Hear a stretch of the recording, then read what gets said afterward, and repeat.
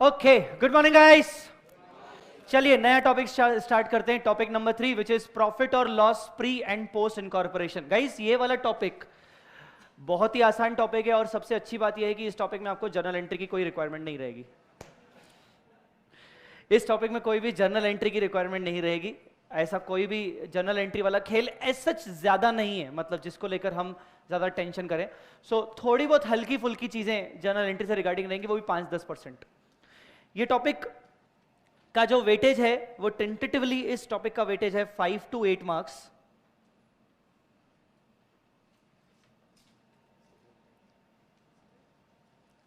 इसका वेटेज लगभग 5 to 8 marks का रहेगा एग्जाम में। और ये छोटा सा टॉपिक है, ये बेसिक्स कवर कर लेगा, इससे आपके थोड़े से बेसिक्स भी स्ट्रांग हो जाएंगे इस टॉपिक में।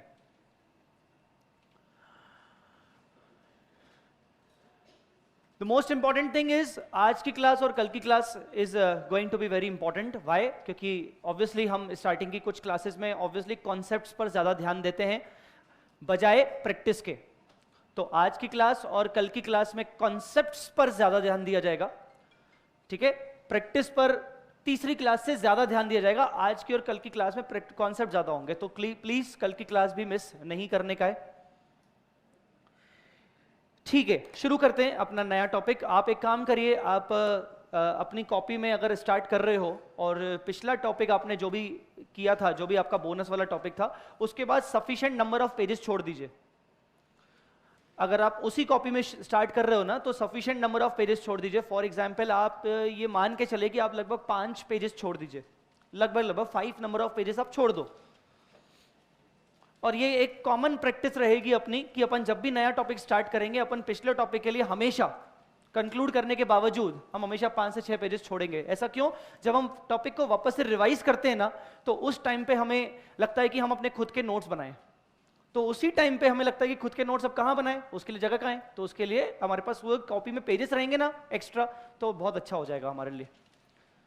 या फिर हमें लगता है कभी कभार कि एक्स्ट्रा कुछ क्वेश्चन प्रैक्टिस कर लेते हैं, तो वो क्वेश्चन की प्रैक्टिस उसी पेज में हो जाएगी, उसी चैप्टर के कंटिन्यूएशन में हो जाती है। तो 5 पेजेस छोड़ने की रूल बना के चलो, एटलीस्ट मेरे सब्जेक्ट में, तो कि आपको हर टॉपिक के बाद कुछ नंबर ऑफ पेजेस छोड़ने हैं। टॉपिक का नाम लिख लीजिए, प्रॉफिट और loss pre and post incorporation. Profit and loss pre and post incorporation.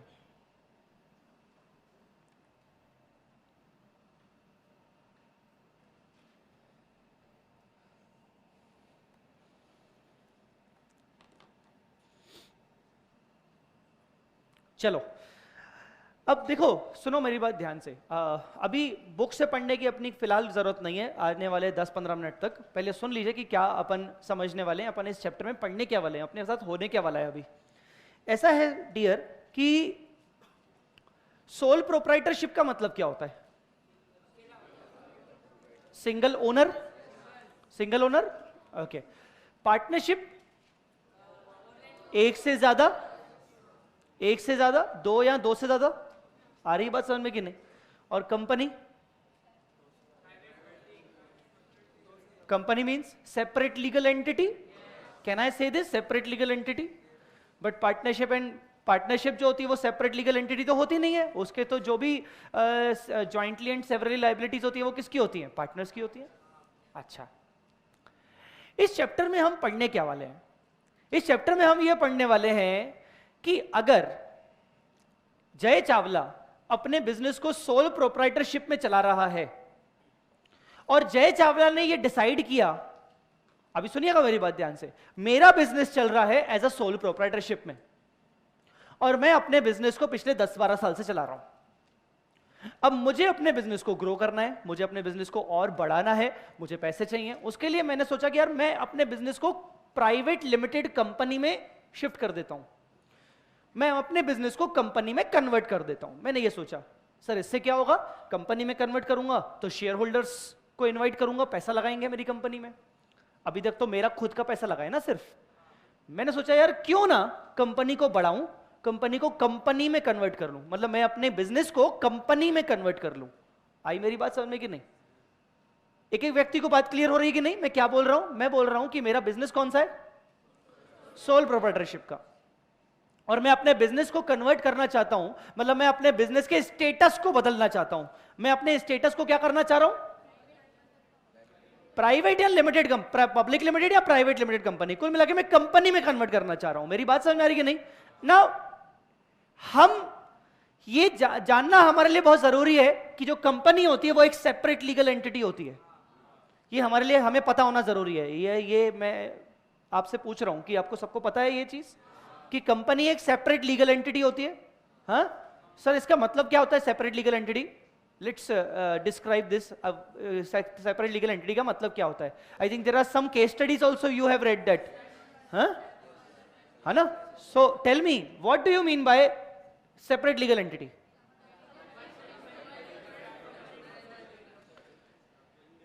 shareholders, members, directors are different and the company is different.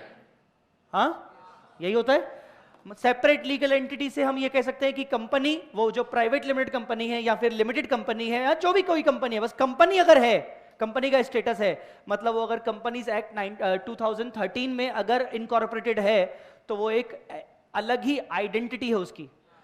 हाँ, वो एक आर्टिफिशियल पर्सन है, बोल सकते हैं कि नहीं? जैसे हम लोग एक नेचुरल पर्सन है, तो वो लोग कौन है? कंपनी कौन है? आर्टिफिशियल पर्सन है, उसको एक अलग आइडेंटिटी दी गई है। अब बात समझ में आ रही कि नहीं? जैसे हमारा आधार कार्ड होता है तो कंपनी का क्या होता है? हमारा आधार कार्ड होता है तो कंपनी का क्या होता है? CIN, क्या? कॉर्पोरेट आइडेंटिफिकेशन नंबर या कंपनी आइडेंटिफिकेशन नंबर। तो उसकी कंपनी का आइडेंटिटी बताता है, वो यूनिक होता है वो। ठीक है, वापस से आते हैं मेरे पॉइंट पे। मैं अपना बिजनेस पिछले 10-12 साल से एज अ प्रोप्राइटरशिप की तरह चला रहा हूं और मैंने सोचा कि मैं अपने बिजनेस को ग्रो करूं। ठीक है, करंट ईयर चल रहा है, करंट ईयर चल रहा है फाइनेंशियल ईयर से 2021, फाइनेंशियल ईयर चल रहा है 2021।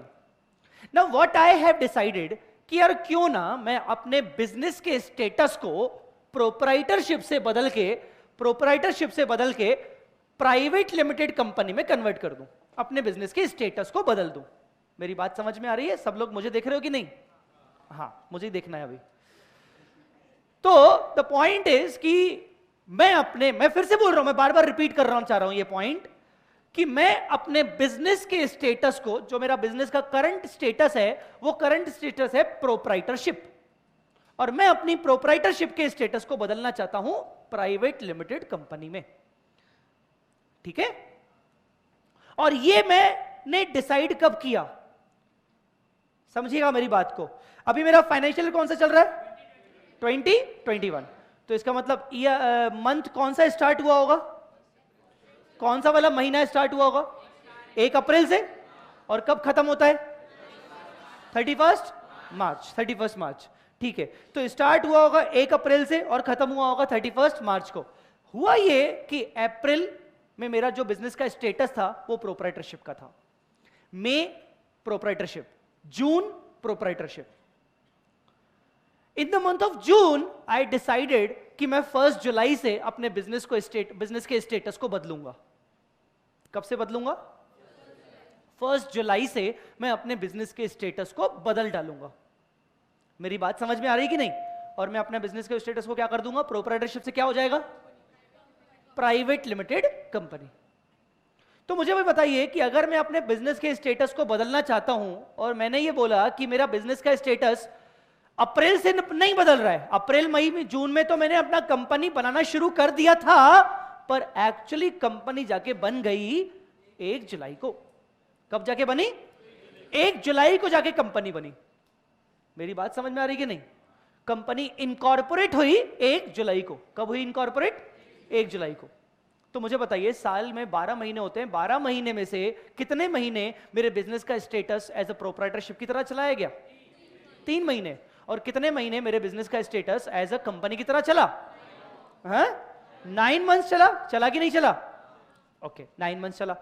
गाइस, इस 12 महीने के पीरियड को 2 हिस्सों में कन्वर्ट किया जाएगा। जो स्टार्टिंग का जो 3 महीने का हिस्सा था वो कंपनी के लिए बोला जाएगा प्री इनकॉर्पोरेशन पीरियड। कौन सा पीरियड? Pre incorporation period. कौन सा पीरियड, फिर से बोल रहा हूं आपसे, प्री इनकॉर्पोरेशन पीरियड। मेरी बात समझ में आई कि नहीं?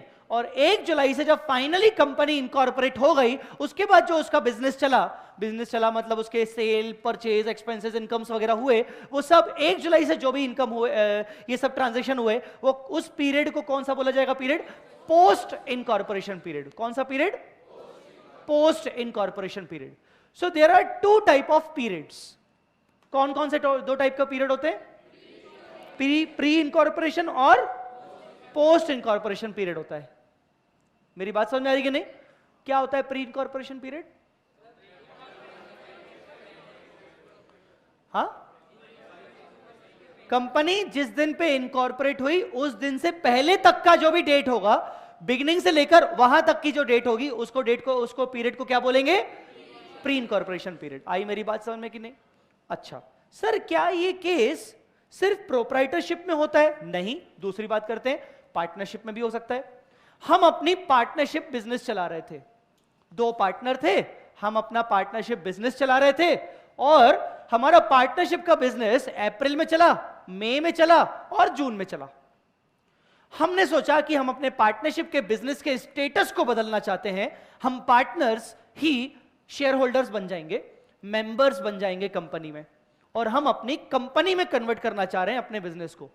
तो हमने अपने बिजनेस को कंपनी में कन्वर्ट कर डाला, मतलब पार्टनरशिप भी बदल गई कंपनी में। तो it is also a case where we can find out कि 2 पीरियड होंगे। कौन कौन से 2 पीरियड होंगे?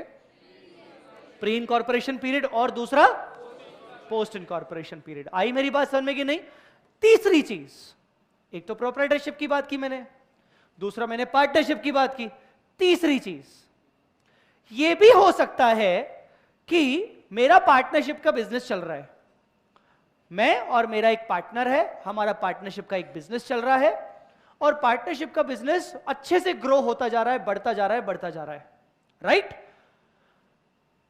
किसी बाहर की कंपनी ने, जो पहले से ही एग्जिस्टिंग कंपनी है, कोई बड़ी कंपनी है, उस कंपनी ने हमारे बिजनेस को टेक ओवर कर लिया। मेरी बात समझ में आ रही मैंने क्या बोला? हमारा एक पार्टनरशिप का बिजनेस चल रहा है, और उस पार्टनरशिप के बिजनेस में हम 2 पार्टनर्स हैं।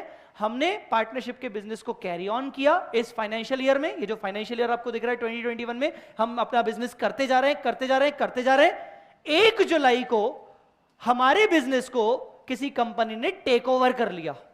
अब हमारा बिजनेस पूरा चला गया उस कंपनी के पास। मेरी बात समझ में आई कि नहीं? बोलो बेटा। तो इस बिजनेस के फिर से 2 पीरियड माने जाएंगे। स्टार्टिंग के 3 पीरियड वो कौन से स्टेटस में थी? पार्टनरशिप के स्टेटस में, जिस पीरियड को अपन क्या बोलते हैं? Pre incorporation period. आई मेरी बात समझ में? और उसके बाद क्या हुआ? ये बिजनेस किस में कन्वर्ट हो गया? कंपनी में। तो वो पीरियड क्या माना जाएगा? Post incorporation. मतलब ये कि जो हम ये चैप्टर पढ़ रहे हैं, ये चैप्टर क्या है? ये चैप्टर हमें ये सिखाता है कि अगर करंट ईयर में, अब मेरे पॉइंट को समझिएगा, कॉन्सेप्ट क्या है, हम ये चैप्टर पढ़ क्यों रहे हैं। अगर करंट ईयर में ऐसा कोई इवेंट होता है जिसके कारण आपके बिजनेस का स्टेटस बदल जाए, आपके बिजनेस का स्टेटस कंपनी में बदल जाए, सिर्फ करंट ईयर में होगा ना ऐसा, भाई हर बार थोड़ी होगा। तो करंट ईयर का जो साल भर का प्रॉफिट होगा या लॉस निकलेगा, जो प्रॉफिट होगा या लॉस निकलेगा, वो प्रॉफिट एंड लॉस को 2 हिस्सों में बांटना जरूरी है। वो 2 हिस्से कौन से? प्री एक्विजिशन प्रॉफिट या प्री इनकॉर्पोरेशन प्रॉफिट। पहला वाला कौन सा नाम बोला मैंने? प्री एक्विजिशन प्रॉफिट और प्री इनकॉर्पोरेशन। सर आपने ये 2 वर्ड अलग अलग क्यों बोले? पहले उस पे आते हैं। प्री इनकॉर्पोरेशन मतलब मैंने प्रोप्राइटरशिप था या मेरा पार्टनरशिप था। 2 केसेस शुरू वाले 2 केसेस क्या थे? मेरा खुद का प्रोप्राइटरशिप बिजनेस है या मेरा खुद का पार्टनर, और मैंने अपने खुद के बिजनेस को वॉलंटरी कंपनी में कन्वर्ट कर डाला। तो स्टार्टिंग के 3 महीने के प्रॉफिट को मैं निकालना चाहता हूं, मैं देखना चाहता हूं कि उस पीरियड में मेरा प्रॉफिट कितना था, तो मैं बोलूंगा प्री इनकॉर्पोरेशन प्रॉफिट। आई मेरी बात समझ में? दूसरी बात, sir why you are using the word pre acquisition profit? वो तीसरा वाला केस। कौन सा वाला तीसरा केस? जब मेरे बिजनेस को किसी कंपनी ने टेक ओवर कर लिया, एक्वायर कर लिया, खरीद लिया, मेरी बात समझ में आ रही कि नहीं? अब वो कंपनी जानना चाहती है कि पूरे साल भर के प्रॉफिट में कितने महीने का प्रॉफिट एक्चुअली हमारा नहीं है, मतलब हमारी मेहनत का नहीं है, वो तो उनका है। आई मेरी बात समझ में कि नहीं? एक्विजिशन से पहले का है, तो अपन उसको क्या बोलते हैं? हाँ बोलो बेटा, प्री एक्विजिशन प्रॉफिट। आ रही है मेरी बात समझ में कि नहीं? So we can say pre incorporation profit, we can say pre acquisition profit, depend करता है कि केस क्या है। आ रही है मेरी बात समझ में कि नहीं? तो ये जानना हमारे लिए बहुत जरूरी है। व्हेन वी से हमारे लिए, मतलब एज ए स्टूडेंट नहीं, ये जानना हमारे कंपनी के लिए बहुत जरूरी है कि यार पूरे साल भर का प्रॉफिट और लॉस में कितने महीने का प्रॉफिट और लॉस प्री इनकॉर्पोरेशन पीरियड का है, ताकि उसको एक अलग उसकी अकाउंटिंग की जाए, उसकी अलग अकाउंटिंग की जाए, उसका अलग प्रेजेंटेशन दिखाया जाए। क्यों सर? क्योंकि अब हमारी बिजनेस किस में कन्वर्ट हो गई है? कंपनी में। और कंपनी में कन्वर्ट हो गई है तो इसका मतलब कंपनी की तो एक एक चीज रिपोर्ट करनी पड़ती है, मेंबर्स को करनी पड़ती है कि नहीं? सो मेंबर शुड नो कि यार इस पूरे साल भर में कितने महीने का प्रॉफिट, 3 महीने, 4 महीने, 5 महीने, वॉटएवर, कितने महीने का प्रॉफिट एक्चुअली कंपनी का नहीं है। कंपनी का नहीं है, मेरी बात समझ पा रहे हो कि नहीं? कंपनी का नहीं है मतलब भाई प्री एक्विजिशन है ना, वो तो मेहनत पुराने वाले स्टेटस की थी। समझ में आई बात कि नहीं? So we just want to know कि वो प्रॉफिट कौन सा प्रॉफिट है, कितना प्रॉफिट है, ताकि हम उसका एक सेपरेट ट्रीटमेंट कर सकें। सर सेपरेट ट्रीटमेंट कर सके मतलब? सेपरेट ट्रीटमेंट का मतलब ये कि वो प्रॉफिट निकलेगा या वो लॉस निकलेगा, वो आपका नॉर्मल प्रॉफिट लॉस नहीं होगा उस कंपनी के लिए। मेरी बात समझ में आ रही कि नहीं? बोलो ना बच्चों। वो जो प्रॉफिट और लॉस निकलेगा, वो प्रॉफिट और लॉस एक्चुअली में कैपिटल नेचर का हो सकता है, क्योंकि हमने बिजनेस खरीद लिया। आप एक्विजिशन वाला थर्ड केस सोचो, क्या था कि एक कंपनी ने प्रोप्राइटरशिप बिजनेस को खरीदा या पार्टनरशिप बिजनेस को खरीदा। आ रही है मेरी बात समझ में कि नहीं? तो उस पीरियड में जो चल रहा था इनकॉर्पोरेशन होने से पहले, उस प्रॉफिट को भी खरीदा गया होगा, उसके असेट्स खरीदे गए, लायबिलिटीज खरीदे गए, तो वो प्रॉफिट एक आम प्रॉफिट नहीं है, तो उसका एक सेपरेट ट्रीटमेंट होना जरूरी है। मेरी बात समझ में आ रही कि नहीं? बोलो बच्चों, क्लियरली समझ में आ रही कि नहीं? अच्छा, अभी तक हमने ऐसा कोई ज्यादा बातें नहीं की है, हमने सिर्फ ये बात समझी है कि प्री पीरियड और पोस्ट पीरियड होता क्या है। 2 टाइप के पीरियड होते हैं। कौन कौन से पीरियड होते हैं? प्री इनकॉर्पोरेशन या प्री एक्विजिशन पीरियड, और दूसरा पोस्ट इनकॉर्पोरेशन या पोस्ट एक्विजिशन पीरियड।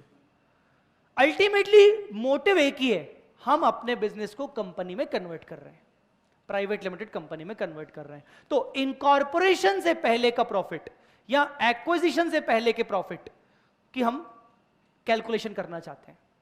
हमें यह पता होना चाहिए कि इनकॉर्पोरेशन से पहले का प्रॉफिट कितना था या लॉस कितना था। आई मेरी बात समझ में कि नहीं? अच्छा एक बात बताओ, प्रॉफिट और लॉस कैसे निकलता है? प्रॉफिट निकालना है मुझे या लॉस निकालना है, कैसे निकलेंगे? Sir all incomes minus all expenses, simple होता है यही नहीं? तो प्रॉफिट निकालना है तो प्रॉफिट कैसे निकलेगा? बोलो फिर से, ये मेरी वाली बात बोलो। All income minus all expenses. ठीक है सर।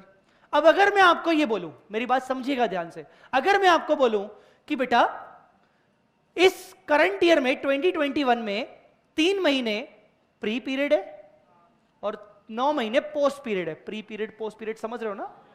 अरे मेरी बात समझ रहे हो ना? प्री पीरियड है और पोस्ट पीरियड है। अब मुझे एक बात बताओ, मैंने करंट ईयर में साल भर में सैलरी पे किया है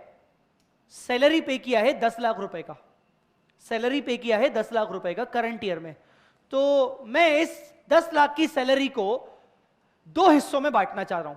पहले सुन लो, कैलकुलेशन मत करो। 10 लाख की सैलरी को 2 हिस्सों में बांटना चाह रहा हूं। पहले तो बात को समझें। सर क्यों बांटना चाह रहे हैं हम 10 लाख की सैलरी को? नहीं बांटो ना सर, क्या दिक्कत है, पड़े रहे। पहली बात तो क्यों बांटना चाह रहा हूं, मेरी बात समझ में आ रही कि नहीं? 10 लाख की सैलरी को डिवाइड करना चाह रहा हूं 2 हिस्सों में, क्यों? मुझे क्या निकालना है? Pre profit, pre incorporation profit या प्री इनकॉर्पोरेशन लॉस। अब मैं बार बार वर्ड लॉस यूज नहीं करूंगा, मैं प्रॉफिट बोलूंगा तो दैट इंक्लूड्स लॉस ऑल्सो। अरे समझ में आएगी नहीं? So when I want to calculate the profit, pre profit, तो प्री प्रॉफिट के लिए मुझे क्या चाहिए? प्री एक्विजिशन इनकम्स और प्री एक्विजिशन एक्सपेंसेस। समझ में बता रही कि नहीं? तो मुझे क्या करना पड़ेगा? क्या मुझे एक एक आइटम को डिवाइड करना चाहिए कि नहीं करना चाहिए? मुझे एक एक इनकम और एक्सपेंस के आइटम को दो हिस्सों में डिवाइड करना चाहिए कि नहीं? कौन से दो हिस्से? कौन से दो हिस्से? प्री और पोस्ट, दो हिस्सों में डिवाइड करना चाहिए। मैंने अभी आपके सामने एक एग्जाम्पल आपसे पूछा, सैलरी, साल भर की सैलरी 10 लाख रुपीस है। आपके माइंड में क्या चल रहा है? कौन सा, किस तरीके से डिवाइड करोगे? किस तरीके से डिवाइड करने का लग रहा है? क्या लग रहा है? 10 लाख को कैसे डिवाइड करूं? आपका कॉमन सेंस क्या कहता है? Sir 3:9, 3 months and 9 months, the ratio should be 3:9। ये आपको कॉमन सेंस आ गया होगा अपने आप। बात समझ में आ रही कि नहीं? बस यही पूरा चैप्टर कॉमन सेंस पे। What we are going to study now, the point is, हम इस चैप्टर में ये समझने वाले हैं कि इनकम को डिवाइड करने के कौन कौन से तरीके हो सकते हैं दो हिस्सों में, प्री में और पोस्ट में। और जरूरी नहीं कि हमेशा 3:9 टाइप का, मंथ टाइप का ही हो। आ रही मेरी बात समझ में कि नहीं? बहुत अलग अलग प्रकार के तरीके होंगे। कुछ मेरी बात समझ में आ रही कि नहीं?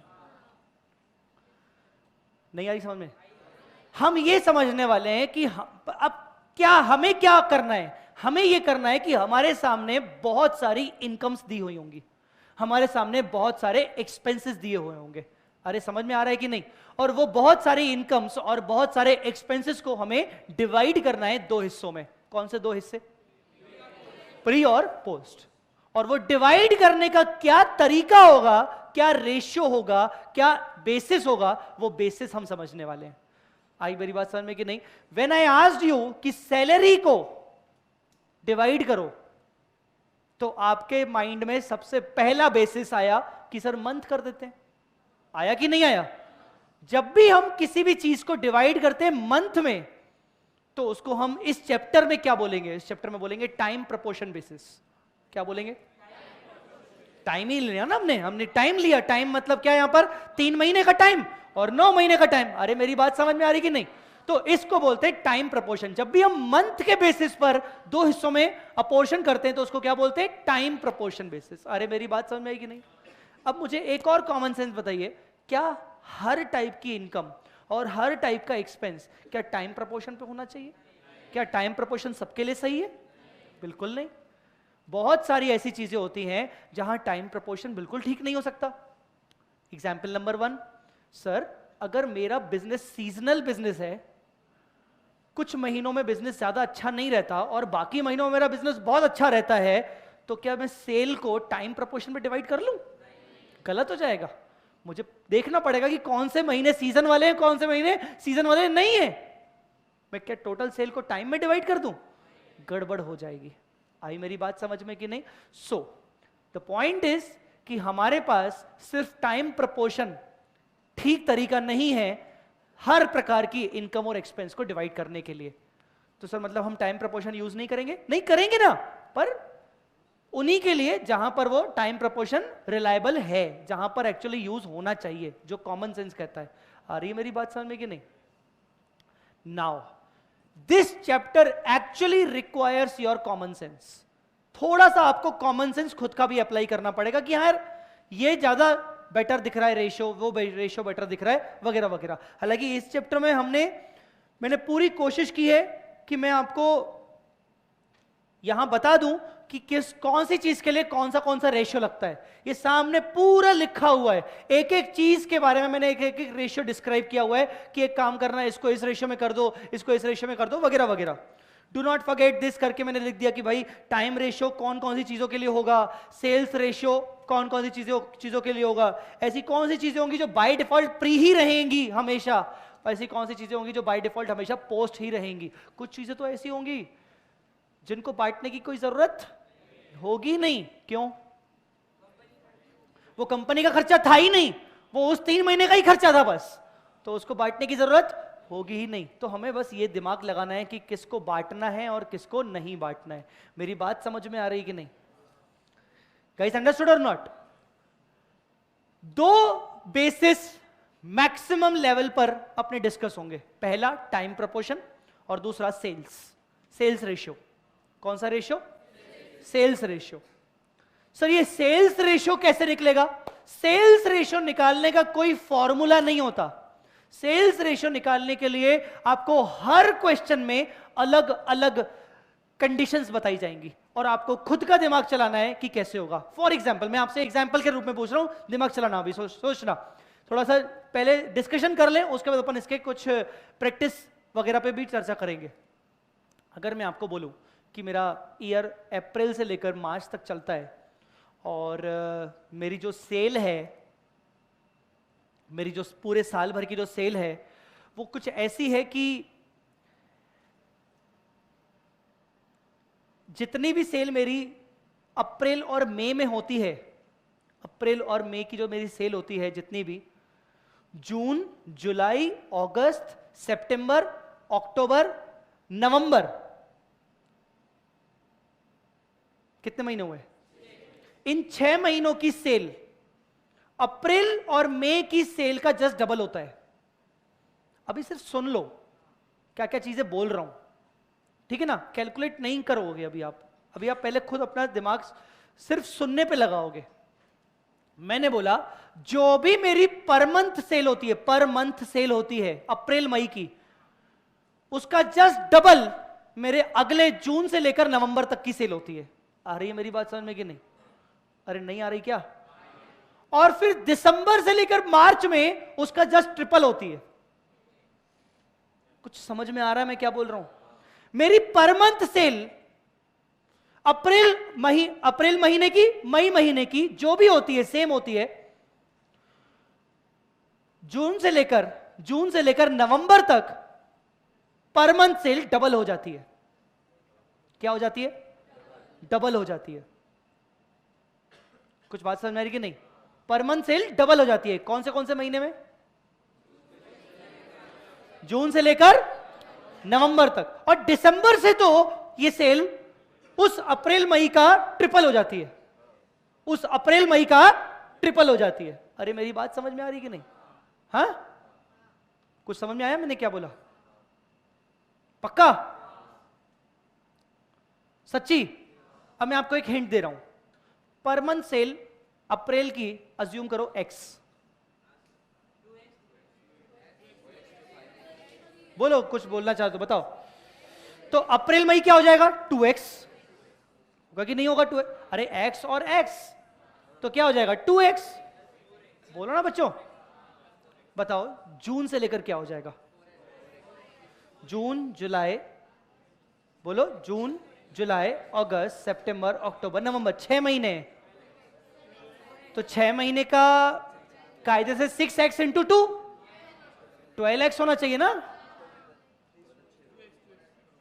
2x 2x 2x 2x 2x करके होना चाहिए। अगर अप्रैल को मैंने x माना है तो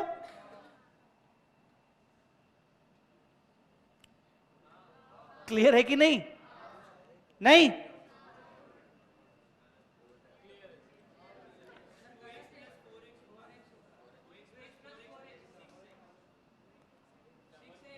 उसका डबल हो जाती है, उसका डबल हो जाती है। अरे संदीप, सेल बैटरी अर्जेंट। हाँ, क्या बोला मैंने? अरे मैंने बोला डबल हो जाती है। मतलब यूं कहें कि अगर अप्रैल में मेरी सेल 1 लाख होती है तो जून में मेरी सेल 2 लाख हो जाती है। डबल बोला ना मैंने डबल बोला। पर मंथ अप्रैल की अगर मेरी 1 लाख है तो मई की भी कितनी रहेगी? 1 लाख। बोलना यार। तो जून की कितनी रहेगी? 2 लाख। जुलाई की 2 लाख, अगस्त की 2 लाख, सितंबर की 2 लाख, अक्टूबर की 2 लाख, नवंबर की 2 लाख, दिसंबर की 3 लाख। दिसंबर की कितनी हो जाएगी? 3 लाख। जनवरी 3 लाख, फरवरी 3 लाख, मार्च 3 लाख। अरे कुछ समझ में आया? हाँ, तो मुझे बताइए, फिर से मैं पूछ रहा हूं कि मेरी स्टार्टिंग के 2 महीने की सेल जितनी भी होती है, पर मंथ सेल जितनी भी होती है, अगले 6 महीनों में वो डबल हो जाती है। क्या हो जाती है? डबल हो जाती है। तो मैं अगर स्टार्टिंग के महीने की x मान रहा हूं तो 6 महीनों की क्या मानूंगा? 2x 2x 2x 2x 2x 2x, बोलो ना। और आखिरी के दिसंबर वाले से लेकर क्या मानूंगा? 3x 3x 3x 3x। अरे बोलो रे, नहीं आया समझ में? समझा कि नहीं समझा? पक्का? अब ये चीज इसी टाइप के बेसिस सेल के ऊपर, जरूरी नहीं कि जैसा मैंने आपको बोला कि स्टार्टिंग में एक्स रहती है तो फिर हमें अगले 6 महीनों में डबल हो जाएगी, इस टाइप के बहुत सारे पॉइंट्स हर अलग अलग क्वेश्चन में आपको बताए जाएंगे कि अगर ऐसा होता है तो फिर वैसा हो जाएगा उस महीनों में, फिर आपको उससे क्या निकालना पड़ेगा, सेल रेशियो। अब इसमें इस सिचुएशन में सेल रेशियो क्या होगा उस पर फोकस करते हैं। इस क्वेश्चन में सेल रेशियो क्या होगा? पहले तो मेरे साथ 2 मिनट, मुझे 2 मिनट दीजिए। प्री पीरियड है मेरा अप्रैल मई जून का, अप्रैल मई जून, अप्रैल मई जून। अप्रैल की कितनी थी एक्स, अरे तू 1 लाख के हिसाब से सोच, चल अप्रैल की कितनी थी 1 लाख, मई की कितनी 1 लाख, तो जून की कितनी होगी 2 लाख, तो कितनी हो गई 4 लाख, कितनी हो गई 4 लाख, इसको हटा दे 4 लाख को हट, ठीक है। अब जुलाई से लेकर गिनते हैं, चलो बताओ, जुलाई 2 लाख, जुलाई के बाद अगस्त 2 2 4, अरे बोलो ना यार, सितंबर 6, अक्टूबर 8, नवंबर 10, यही होगा कि नहीं 10, अच्छा दिसंबर 13, 10 + 3, 10 + 3 13 होता है आजकल, अरे मेरी बात समझ आ रही कि नहीं, अच्छा दिसंबर हो गया, जनवरी 16, सर लिख के क्यों नहीं बता रहे हो, अरे यार ये वाली बातें तो अपन डिस्कस कर चुके थे ना यार, हर चीज जरूरी कि लिखूं मैं, वो तो इसलिए नहीं लिख रहा था कि पेन नहीं चल रहा था। बताइए जल्दी, जनवरी 16, फरवरी 19, मार्च 22, तो मुझे बताओ वो जो साइड कर दिया था उसको वो कितना था 4, और जो इधर कर दिया वो क्या था 22। अभी भी दो डिवाइड हो रहा है, इसमें 2 का टेबल लग रहा है ना, 2 का टेबल लगाओ इसमें, 2:11, this is the sale ratio 2:11। आप क्या करोगे, पूरी सेल को बांटोगे 2:11 में, तो जो 2:11 में पूरी सेल को बांटोगे, मान लो आपकी सेल है 2.5 करोड़, आपकी पूरी सेल है 2.5 करोड़, तो 2.5 करोड़ को कैसे बांटोगे, 2 डिवाइड बाय 13, अरे 2:11 है ना, तो 2 डिवाइड बाय 13 होगा ना, हाँ तो बताओ कितना होगा, 38 लाख 46,000। ये कौन से पीरियड की सेल हो जाएगी, ये प्री पीरियड की सेल हो जाएगी। आई मेरी बात समझ में कि नहीं, बाकी माइनस कर देंगे तो पोस्ट पीरियड निकल जाएगा, आया समझ में कि नहीं, अरे बोलो ना बच्चों। मैंने आपको बोला था कि इस चैप्टर में आपको कोई जर्नल एंट्री का फंडा नहीं आने वाला, आपको सिर्फ इसमें कैलकुलेशंस आने वाली है, थोड़ा सा हल्का सा बस कैलकुलेटिव होना है, आपको दिमाग लगाना है। ये भी नहीं बोलूंगा कि इसमें कोई मैथमेटिक्स की रिक्वायरमेंट है, कोई हायर फाई मैथमेटिक्स की रिक्वायरमेंट है, नहीं नहीं, कोई मैथमेटिक्स की भी रिक्वायरमेंट नहीं है, बस आपको थोड़ा सा कॉमन सेंस लगाना है। अरे समझे कि नहीं, पक्का? सेल रेशियो निकालना आया कैसे? अब इस टाइप की चीजें आपको हर क्वेश्चन में अलग अलग टाइप से बताई जाएंगी कि सेल रेशियो ऐसे निकाल सकते हैं, वैसे निकाल सकते हैं, पर टाइम रेशियो में कोई टेंशन ही नहीं। टाइम रेशियो क्या होगा, मंथ वाइज। टाइम रेशियो में क्या होगा, मंथ वाइज। कुछ मेरी बात समझ में आएगी नहीं बच्चों, बोलो ना, पक्का? अच्छा ना, अब थोड़ी देर के लिए प्लीज, अब बुक पे आना जरूरी है। जिनके पास बुक नहीं है कोई दिक्कत नहीं है, वो स्क्रीन पर देख के अपना आज का काम चला सकते हैं। थोड़ा सा प्लीज बुक निकालना अभी जरूरी हो, निकालिए बुक प्लीज, और उसमें चैप्टर नंबर मतलब टॉपिक नंबर 3 निकालना है सबके लिए। एलएलपी होगा, प्रोप्राइटरशिप होगा, पार्टनरशिप फर्म होगा, सबके लिए है। कोऑपरेटिव सोसाइटी होगी, उसके लिए भी है। हाँ बिल्कुल, मतलब अगर आपने पार्टनरशिप को एलएलपी में कन्वर्ट किया तो भी ये कॉन्सेप्ट लगेगा, क्योंकि एलएलपी भी इनकॉर्पोरेट होती है।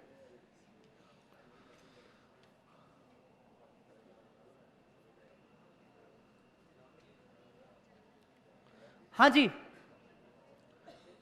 बुक है सबके पास, मतलब जिनके पास भी है, मतलब निकाल लिया आपने चैप्टर टॉपिक नंबर 3 निकाल लिया, ओके। चलिए, now what we want to do, मेरी आदत रहती है कि मैं बच्चों से ही रीड करवाता हूं, उससे ज्यादा आप अटेंटिव रहते हो एक्चुअली क्लास में। सो गाइस चलिए शुरू से बात करते हैं। बेटा नाम क्या है आपका? तू ही सबसे लास्ट है। हाँ, ओरिजिनल नाम क्या है? हाँ। पढ़ो, स्टार्टिंग है, पहला नंबर पॉइंट पढ़ो। नहीं नहीं नहीं नहीं, थोड़ा सा तेज, अच्छे से, सब लोग शांत। हाँ,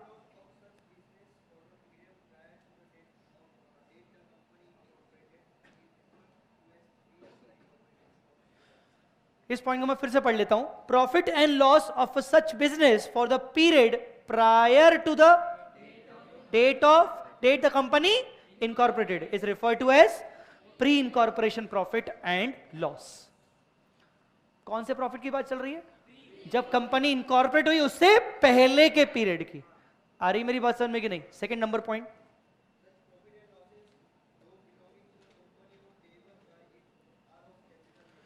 ये जो प्री इनकॉर्पोरेट, बेटा बैठ जाओ, ये जो प्री इनकॉर्पोरेशन प्रॉफिट होता है या लॉस होता है, ये मैंने आपको पहले बताया था कि ये आम प्रॉफिट नहीं है, ये कोई कंपनी ने कमाया नहीं है। अरे मेरी बात समझ में आ रही कि नहीं? ये कोई कंपनी ने प्रॉफिट कमाया है क्या?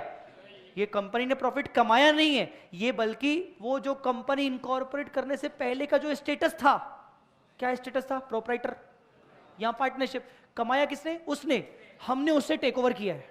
आई बात समझ में कि नहीं? हमने क्या किया है? उससे टेक ओवर किया है। तो ये प्रॉफिट हमारे लिए बन जाता है कैपिटल नेचर का प्रॉफिट। आ रही मेरी बात समझ में कि नहीं?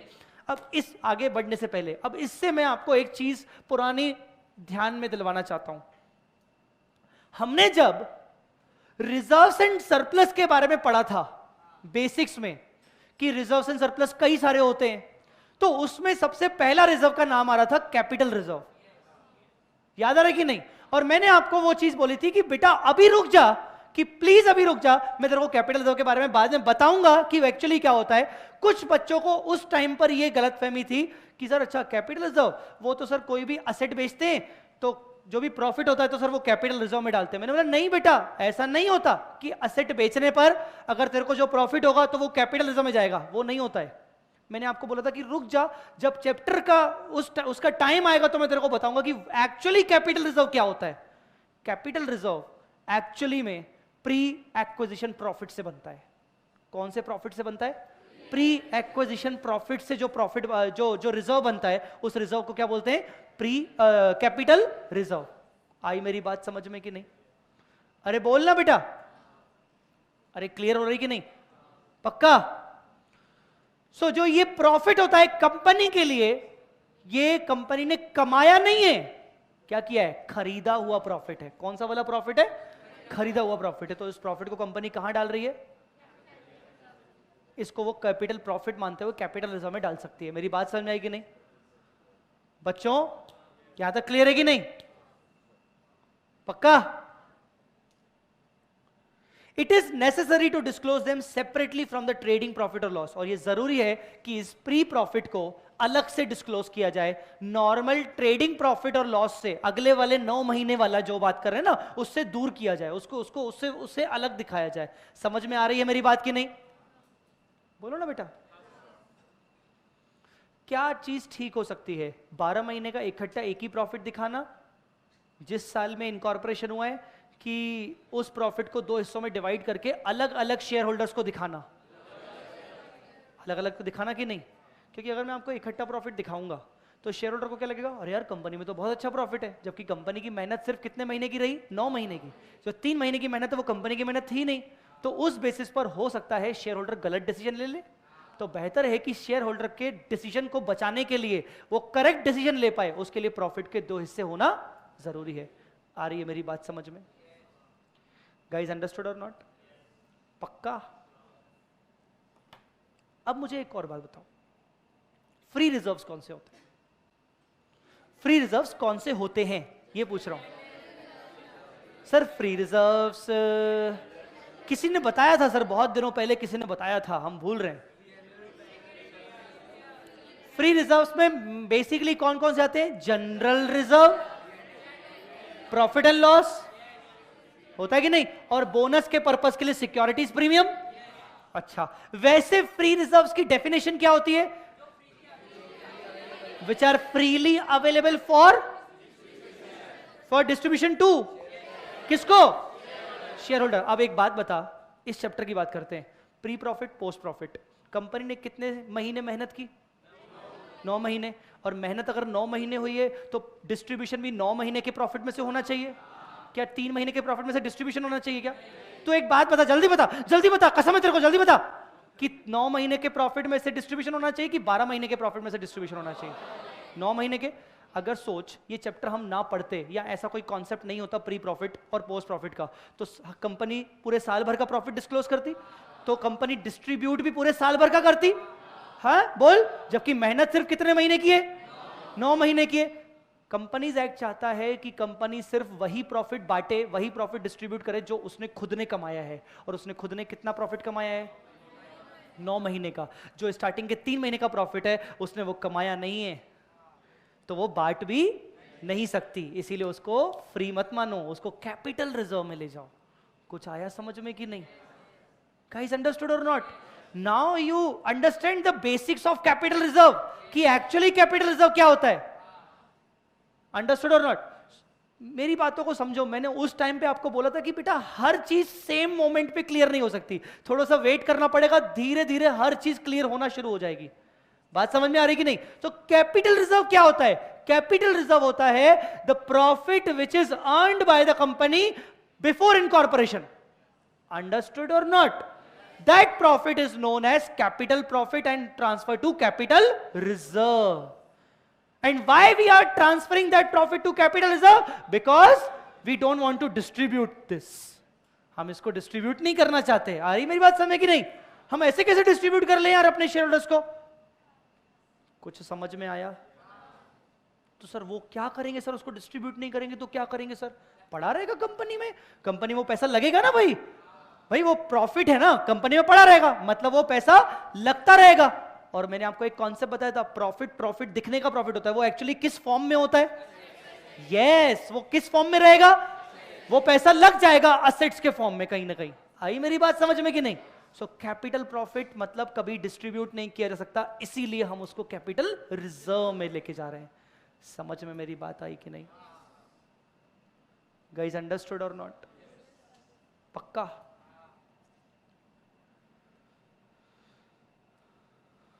ओके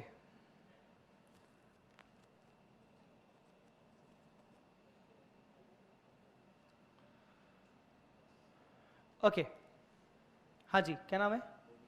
मोनिश। पढ़ो, treatment of pre incorporation profit loss. तेज पढ़ो बेटा, मुझे आवाज अच्छे से सबको आनी चाहिए, मुझे सिर्फ नहीं, सबको आनी चाहिए आवाज।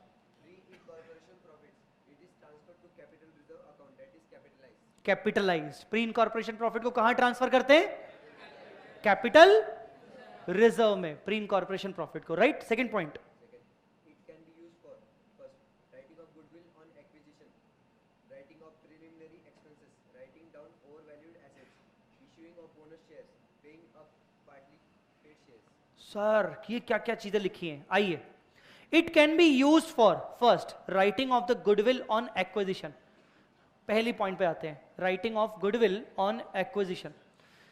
सर ये क्या चीज है? अब मेरी बात को ध्यान से समझिएगा। Writing of goodwill on acquisition मतलब ये क्या चीज है? इधर देखिए, पहले मेरा प्रोप्राइटरशिप का बिजनेस था, कितने महीने चला? बोलो बेटा। 3 महीने। फाइनेंशियल ईयर 2021 में मेरा ये बिजनेस 3 महीने चला प्रोप्राइटरशिप का। फिर मैंने इसको कन्वर्ट कर दिया कंपनी में, अब मेरा ही बिजनेस मेरी कंपनी में चल रहा है। तो कितने महीने चला इस महीने, इस साल? बोलो बेटा। 9 मंथ्स। अगले साल से तो हमेशा 12-12 महीने ही होगा ना पूरा। इसका मतलब इस चैप्टर का रेलेवेंस सिर्फ फर्स्ट ईयर में ही होता है। इस चैप्टर का रेलेवेंस, इस चैप्टर का इंपॉर्टेंस सिर्फ कौन से साल के लिए? इनकॉर्पोरेशन वाले साल के लिए। ठीक है, फाइनेंशियल ईयर 21-22 में पूरा का पूरा 12 महीने मेरे लिए क्या होगा? Post incorporation. बोलो ना बच्चों। अब उसमें हुआ क्या? प्रोप्राइटर था जय चावला, कंपनी का नाम हो गया जे लिमिटेड। राइट? अब हुआ क्या? 21-22 में J limited has acquired business of VJ Limited. कुछ समझ में आ रहा है कि नहीं? J Limited acquired the business of VJ Limited. मैंने VJ Limited को सेपरेटली टेक ओवर किया. कुछ मेरी बात समझ में आ रही है कि नहीं? एक कंपनी को खरीद लिया, किसी तीसरी कंपनी को खरीद लिया, VJ Limited को. मेरी बात समझ में आ रही है कि नहीं? जब मैंने उस बिजनेस को खरीदा,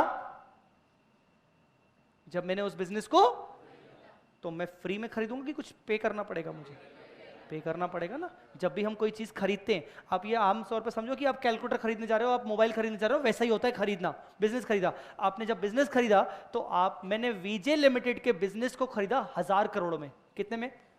1000 करोड़ में मैंने VJ Limited के बिजनेस को खरीदा. कितने पे किए मैंने? 1000 करोड़. और मुझे VJ से क्या मिला? मुझे VJ से उसकी असेट्स और लायबिलिटीज आ गई. मैं बिजनेस खरीद रहा हूं, तो मुझे VJ से क्या मिलेगा? असेट्स और, अरे बोलो यार, क्लियर हो गया?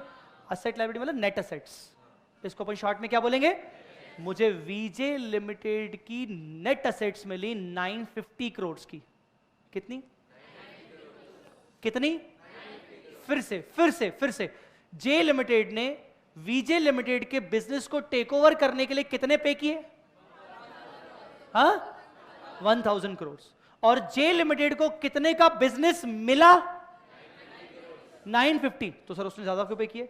सी द पॉइंट इज कि उसने ज्यादा इसलिए पे किए क्योंकि उसके बिजनेस में, VJ Limited के बिजनेस में 950 करोड़ का तो असेट है, असेट लायबिलिटीज है. मैंने एक्स्ट्रा इसीलिए दिए क्योंकि मैं जानता हूं कि VJ Limited से मुझे फ्यूचर में प्रॉफिट्स होंगे, मुझे फ्यूचर में एडवांटेजेस मिलेंगे. उन एडवांटेजेस को ध्यान में रखते हुए मैंने VJ Limited को एक्स्ट्रा पे किया. That extra amount which we have paid is known as goodwill. क्या बोलते हैं इसको? गुडविल. जो भी एक्विजिशन पर हम एक्स्ट्रा पे करते हैं, क्या पे करते हैं? एक्स्ट्रा पे करते हैं. उस एक्स्ट्रा अमाउंट को क्या बोलते हैं? गुडविल. अरे मेरी बात समझ में आ रही कि नहीं? तो मैंने एक्स्ट्रा कितना पे किया? 50 करोड़. कितना पे किया? 50 करोड़. आ रही मेरी बात समझ में कि नहीं?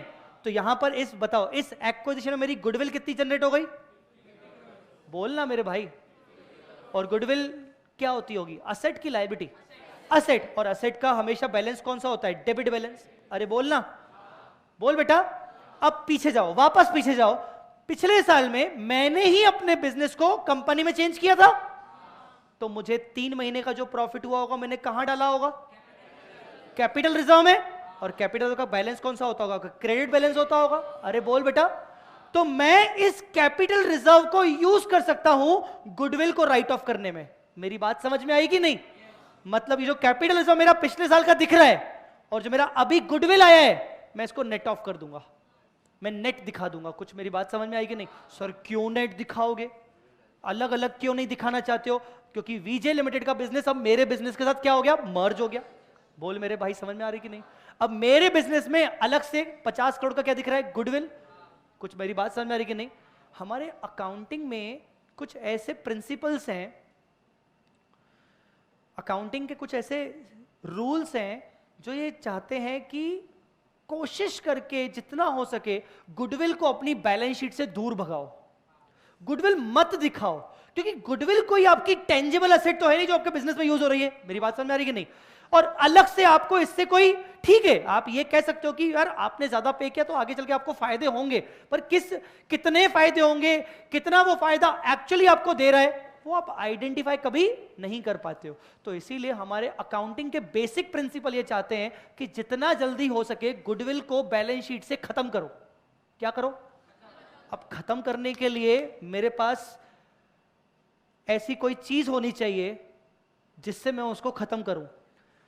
नॉर्मल नेचर का प्रॉफिट लॉस, जो फ्री रिजर्व्स होते हैं, जनरल रिजर्व, P&L, वो मेरी गुडविल को खत्म नहीं कर सकते. मेरी बात समझ में आ रही कि नहीं?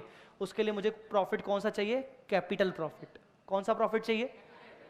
इसीलिए पहले पॉइंट में क्या लिखा हुआ है? It can be use for. कौन सी चीज it can be use for? Capital profit can be use for. क्या लिखा है? Writing of goodwill. जो कैपिटल प्रॉफिट है मेरा, जो प्री इनकॉर्पोरेशन जो प्रॉफिट है, वो वैसे भी फ्री रिजर्व तो है ही नहीं, मैं उसको रिडिस्ट्रीब्यूट तो कर नहीं सकता हूं. मेरी बात समझ में आ रही कि नहीं?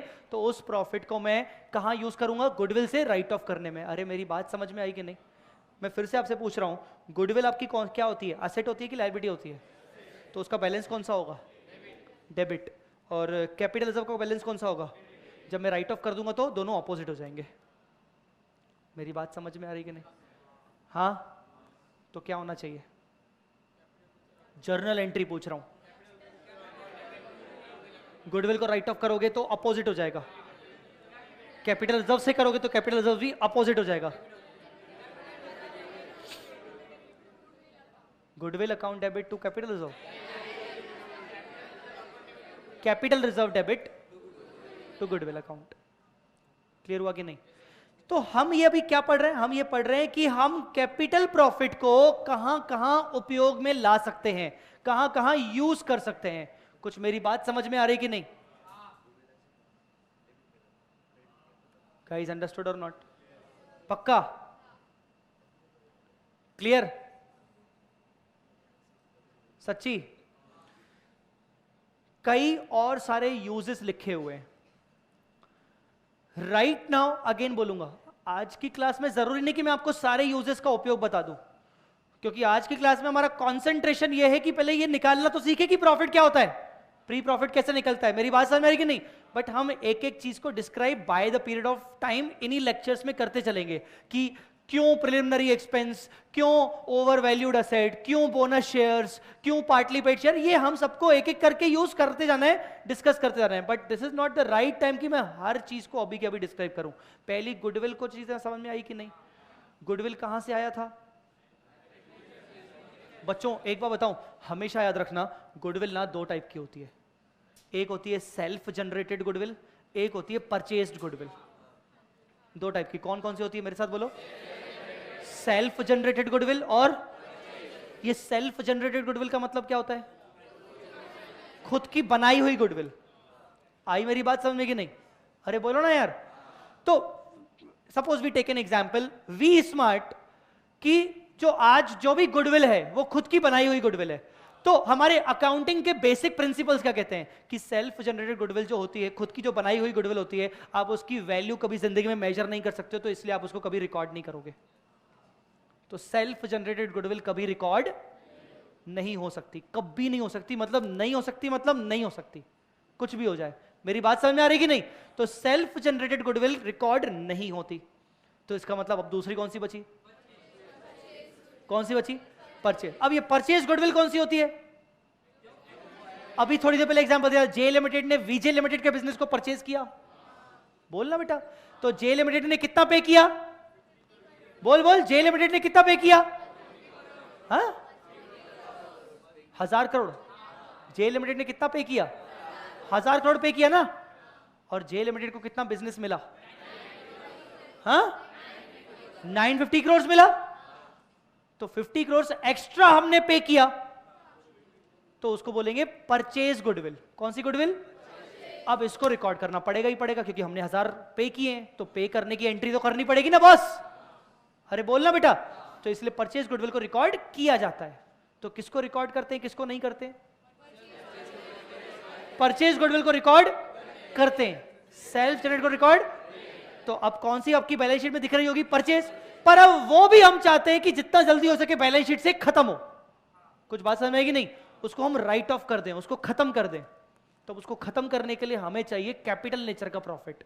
तो कैपिटल नेचर का प्रॉफिट मतलब कैपिटल रिजर्व। और कैपिटल रिजर्व में क्या जाता है? अभी हम क्या पढ़ रहे हैं? कैपिटल रिजर्व में क्या जाता है? कौन सा प्रॉफिट जाता है? प्री वाला कि पोस्ट वाला? प्री वाला। बच्चों बात समझ में आ रही कि नहीं? पक्का क्लियर है कि नहीं? टेल मी, यहां तक चीजें क्लियर है आपको? पक्का?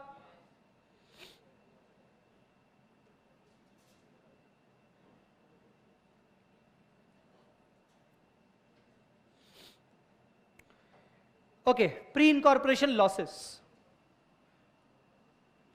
सभी बच्चे एक बार अपने मन में पहले इस पॉइंट को पढ़े।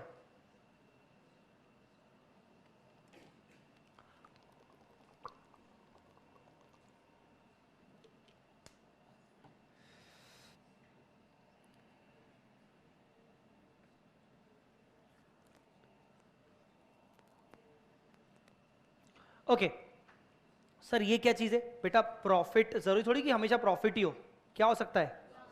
वो 3 महीने में लॉस भी तो निकल सकता है। अच्छा, इस चैप्टर की मैंने शुरुआत आज जब की थी तो आपको मैंने 3 केसेस बताए। प्रोप्राइटरशिप को मैंने ही अपने बिजनेस को कन्वर्ट किया कंपनी में, दूसरा मैंने ही अपने पार्टनरशिप को कन्वर्ट किया कंपनी में, और तीसरा केस क्या बताया था, मेरे बिजनेस को किसी और ने टेक ओवर किया। बोलो ना बेटा, बात समझ में आएगी नहीं? अच्छा सुनना, अगर मैंने ही अपने बिजनेस को कन्वर्ट कर दिया कंपनी में, तो वो जो 3 महीने में जो मुझे लॉस हुआ है, क्या यहां पर कोई टेक ओवर और एक्विजिशन हुआ है क्या? क्या मैंने ही अपने बिजनेस को टेक ओवर कर दिया क्या? नहीं, मैंने तो बस कन्वर्ट कर दिया। आ रही मेरी बात समझ में कि नहीं? तो जो लॉस हो रहा है उसको मैं एज अ नेगेटिव बैलेंस दिखाऊंगा रिजर्व्स में। कहां दिखाऊंगा मैं उसको? नेगेटिव बैलेंस पड़ा रहेगा, क्योंकि लॉस है ना बेटा वो। अरे मेरी बात समझ आई कि नहीं? पर तीसरा वाला केस कौन सा था? तीसरा वाला केस कौन सा था? एक्वाइजिशन, मतलब मेरे बिजनेस को कंपनी ने खरीद लिया। अरे बोलना यार, तो उसने, इसका मतलब क्या हुआ, वो जो लॉस है, नेगेटिव नेचर का जो लॉस है, वो भी किसके पास चला गया?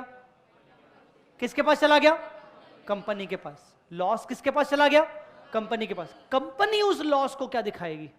कंपनी उस लॉस को किसका पार्ट दिखाएगी?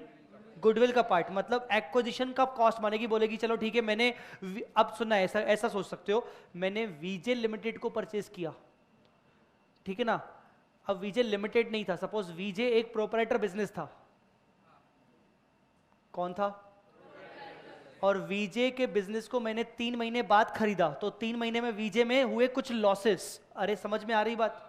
मैंने उसके बिजनेस को खरीदा तो उसके लॉसेस भी मेरे पास आ जाएंगे, आएंगे कि नहीं आएंगे?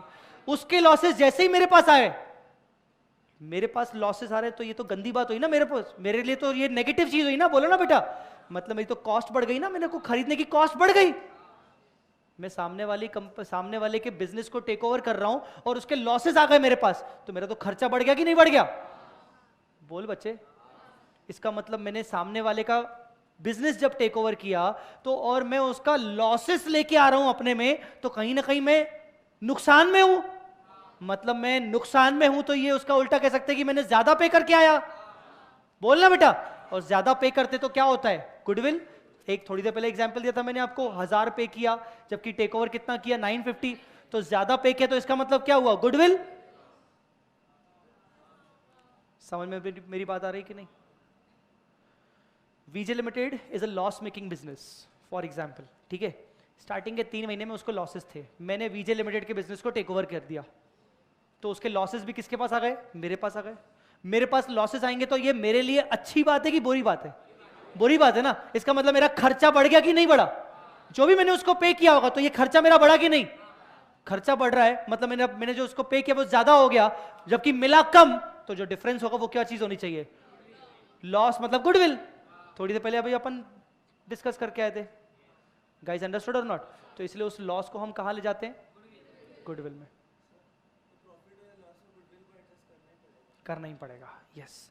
प्रॉफिट और लॉस हो तो कैसे? अगर प्रॉफिट हो तो आपके पास अगर कोई दूसरी पहले गुडविल रखी तो उससे एडजस्ट करोगे, गुडविल को हटाओगे, और लॉस है तो आप उससे गुडविल दिखाओगे। आई बात समझ में? ये बात आपने बिल्कुल ठीक बोली कि प्रॉफिट हो चाहे लॉस है, वो आपके गुडविल को इंपैक्ट करेगी अल्टीमेटली। समझ में आई बात? गाइस अंडरस्टूड और नॉट? सर ये 2 अलग अलग ट्रीटमेंट क्यों लिखे?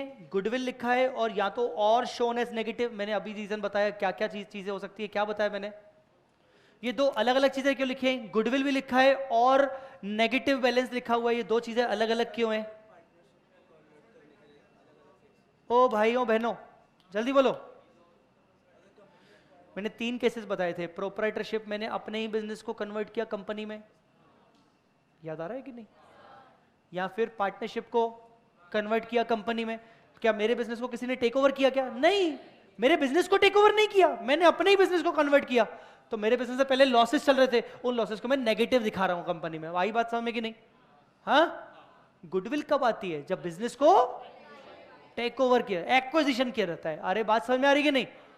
तो अगर एक्विजिशन हुआ है तो वो लॉस चला जाएगा गुडविल में, एक्विजिशन नहीं हुआ है तो वो loss as a negative balance दिखेगा। गाइस अंडरस्टूड और नॉट? पक्का?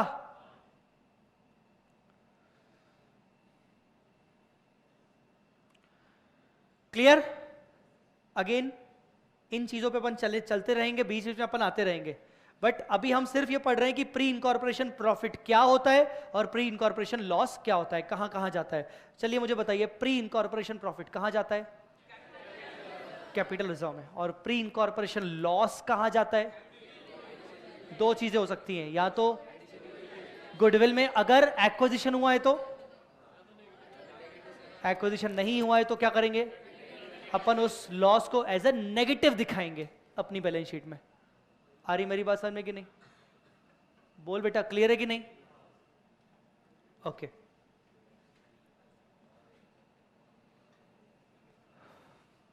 वापस अपनी मेन चर्चा पे आते हैं। ये प्रॉफिट प्री इनकॉर्पोरेशन फिर से मुझे बताओ कैसे निकलेगा? प्रॉफिट प्री इनकॉर्पोरेशन कैसे निकलेगा? सर प्रॉफिट निकालने के लिए इनकम्स और एक्सपेंस। अरे बोलना, प्रॉफिट निकालने के लिए क्या चाहिए? इनकम्स और, तो तेरे को कौन सी वाली इनकम और कौन सी एक्सपेंस चाहिए? प्री इनकम्स और प्री इनकॉर्पोरेशन इनकम्स और प्री इनकॉर्पोरेशन एक्सपेंसेस। और अगर मान लो तेरे को अलग से प्री इनकॉर्पोरेशन इनकम और एक्सपेंस नहीं दिए तो तेरे को टोटल 12 महीने की दी हो तो तेरे को क्या करना पड़ेगा? क्या करना पड़ेगा तेरे को?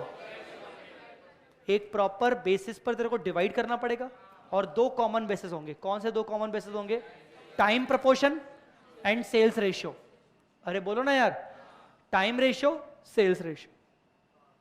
कुछ मेरी बात समझ में आ रही कि नहीं? कौन से रेशियो होंगे? टाइम रेशियो और सेल्स रेशियो। गाइस यहां तक बातें क्लियर? ऐसा हो सकता है कि कोई एक्सपेंसेस ऐसे हों जो हमेशा कंपनी के ही होंगे, वो हमेशा पोस्ट के ही होंगे, प्री के हो ही नहीं सकते। बोलो बेटा। डायरेक्टर सैलरी, डायरेक्टर सैलरी, क्या डायरेक्टर सैलरी प्रोप्राइटरशिप में होती होगी क्या? प्रोप्राइटरशिप में थोड़ी। बोलो बेटा, प्रोप्राइटर में प्रोप्राइटर सैलरी थोड़ी लेता है। प्रोप्राइटर तो ड्राइंग करता है, विड्रॉ करता है पैसा।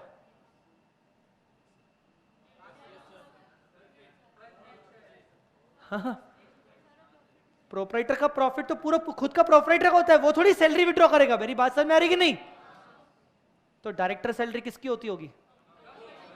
तो डायरेक्टर सैलरी का जो खर्चा होता होगा, क्या उसको आप बांटोगे? क्या क्या बांटोगे? क्या बांटना चाहिए? क्या नहीं बांटना चाहिए? Common sense. वो कौन से पीरियड में जाएगा? हमेशा पोस्ट में। अरे मेरी बात समझ में आ रही? अच्छा, आप जानते हो अगर आप कंपनी बनाते हो, अगर आप लोग कंपनी डेवलप करते हो तो कंपनी ऑडिट करवाना जरूरी होता है। कंपनी ऑडिट मस्ट हो जाता है। बोलो बेटा। तो मुझे एक बात बताओ कि एक एक्सपेंस दिख रहा है, company audit fees paid 1 lakh rupees. तो ये एक्सपेंस पूरा पोस्ट होगा कि दोनों हिस्सों में बांटे जाएंगे? पोस्ट होगा। क्यों? कंपनी ऑडिट फीस जो पे की गई होगी तो वो तो ऑब्वियसली इनकॉर्पोरेशन के बाद की होगी। 9 महीने का ही तो ऑडिट हुआ होगा ना। मेरी बात समझ में आ रही कि नहीं? तो इसका मतलब वो कौन से पीरियड में चला जाएगा? अच्छा, एक और बात, क्या आप जानते हो कि कंपनी ऑडिट के अलावा एक इनकम टैक्स का भी ऑडिट होता है? इनकम टैक्स में भी ऑडिट होता है। इनकम टैक्स एक्ट 1961 भी रिक्वायर करता है कि आपको पूरे साल भर का ऑडिट करवाना पड़ेगा इनकम टैक्स के अकॉर्डिंग। चाहे आप कंपनी हो, चाहे आप प्रोप्राइटर हो, चाहे आप पार्टनरशिप हो, ऑडिट होता है। तो सोचो, अगर हमने दिया है tax audit fees, company audit fees नहीं, टैक्स ऑडिट फीस, तो क्या ये भी पूरा पोस्ट होगा कि इसको भी 2 हिस्सों में बांटा जाएगा? इसको 2 हिस्सों में बांटा जाएगा। क्यों? क्योंकि टैक्स ऑडिट पूरे ईयर का होता है। Income tax assessment year, previous year. हाँ, एक आदमी आता है क्लास में, हाँ बहुत भारी आदमी है। प्रीवियस ईयर, असेसमेंट ईयर, हम वर्ड ही क्या बोलते हैं? Assessment year. भाई पूरे साल भर का, पूरे असेसमेंट ईयर का ऑडिट होता है। बात समझ में आ रही कि नहीं? सो टैक्स ऑडिट फीस हमेशा 12 महीने की होती है। गाइस अंडरस्टूड और नॉट? कंपनी ऑडिट फीस हमेशा इनकॉर्पोरेशन से लेकर की फीस होती है। गाइस अंडरस्टूड और नॉट? सो मेरा कहने का मतलब यह है कि कुछ एक्सपेंसेस और कुछ इनकम्स को आप अपोर्शन करोगे किसमें? टाइम रेशियो में या फिर सेल्स रेशियो में। और कुछ इनकम्स और एक्सपेंसेस को आप अपोर्शन नहीं करोगे, या तो वो डायरेक्टली प्री में जाएंगे या तो वो डायरेक्टली पोस्ट में जाएंगे। मेरी बात समझ में आ रही कि नहीं बच्चों? यहां तक क्लियर है कि नहीं? चलिए अब 2 मिनट आगे बढ़ते हैं। आइए, हाउ टू कैलकुलेट प्री और प्रॉफिट और loss pre and post incorporation. सामने आइए, प्रॉफिट और loss pre and post incorporation, how to calculate. जो चीजें हमने डिस्कस की हैं उन्हीं से चीजें से मिलके है, मतलब मैं ऐसा नहीं डिस्कस कर रहा हूं जो नया है। आइए, all the incomes and expenses of business apportioned on a reasonable basis into क्या लिखा है? To pre incorporation and post incorporation. Such reasonable basis, वो रीजनेबल बेसिस क्या क्या हो सकता है? कौन सा बेसिस हो सकता है? टाइम रेशियो, दूसरा क्या हो सकता है? सेल्स रेशियो, या फिर any other method suitable to the nature of income and expense, या तो फिर कोई दूसरा मेथड जो भी क्वेश्चन में हमें लगेगा कि होना चाहिए और उन्होंने हिंट दिया है। पर 2 मेथड मेन चलेंगे। कौन से 2 मेथड मेन चलेंगे? कौन से 2 मेथड मेन चलेंगे? टाइम और सेल्स। यहां तक बातें क्लियर है कि नहीं? रुक जाइएगा 2 मिनट, अभी आगे का मत पढ़िएगा प्लीज, आगे का मत पढ़िएगा। आप आइए 2 मिनट इस एग्जाम्पल पे आइए। एग्जाम्पल है पेज नंबर 3.3 पे।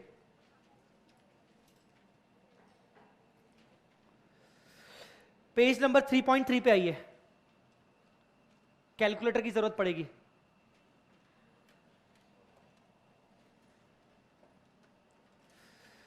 Line Limited was incorporated on, ये वाली डेट बहुत इंपॉर्टेंट है। कौन सी डेट है ये? 1 अगस्त 2011। अगस्त, एक सेकेंड सर, अगस्त तो मतलब फाइनेंशियल ईयर अगर अप्रैल से शुरू हुआ होगा तो, अगर अप्रैल से शुरू होगा तो प्री कितना हो गया? अप्रैल, मई, जून, जुलाई, 4 महीने। अरे बोलो ना यार। और अगर जनवरी से शुरू हुआ होगा तो, अगर जनवरी से शुरू हुआ होगा तो 7 सर, 7 ही होते हैं ना? जनवरी, फरवरी, मार्च, अप्रैल, मई, जून, जुलाई। अरे मैं बोल रहा हूं अगर, मेरे भाई मैंने आगे वर्ड लगाया, अगर जनवरी से शुरू हुआ होगा तो। पहले मेरे को सुन तो लो पहले ध्यान से, क्योंकि क्वेश्चन में हमें पढ़ना पड़ता है कि फाइनेंशियल ईयर कौन सा था, जनवरी से शुरू हुआ है कि अप्रैल से शुरू हुआ है। अगर जनवरी से शुरू हुआ होगा तो कितना महीना होगा ये पूछ रहा हूं। कितना महीना हुआ होगा? 7 महीने होंगे ना। मैं बोल रहा हूं अगर जनवरी से शुरू हुआ होगा तो, क्योंकि कभी कभार क्वेश्चन में हमेशा जरूरी नहीं कि आपको अप्रैल से ही देगा वो। ये बात ध्यान रखिएगा, आपको ये चेक करना जरूरी है कि फाइनेंशियल ईयर बिगिनिंग कहां से हो रहा है, जनवरी से हो रहा है कि अप्रैल से हो रहा है। समझ रहे हो मेरी बात कि नहीं? हाँ, Line Limited was incorporated on 1 August to take over the running business of Messrs Happy with assets from, कब से? 1 April 2011। The accounts of the company were closed on March. चलो ये तो बात क्लियर हो गई कि financial year April to March है। तो मुझे बताओ, अगर अप्रैल टू मार्च है तो टाइम रेशियो क्या क्या होना चाहिए? टाइम रेशियो क्या क्या होना चाहिए? अप्रैल प्री, मई प्री, जून प्री, जुलाई प्री, अगस्त प्री, अगस्त क्या? पोस्ट। इसका मतलब आपका टाइम रेशियो क्या होना चाहिए? 4 months to 8 months। Guys understood और नॉट? 4:8 क्या बन जाएगा आपका time ratio? Tell me guys. ठीक है, आगे बढ़ते हैं। हाँ, यहां से इंपॉर्टेंट है, पढ़ो, खुद पढ़ो पहले।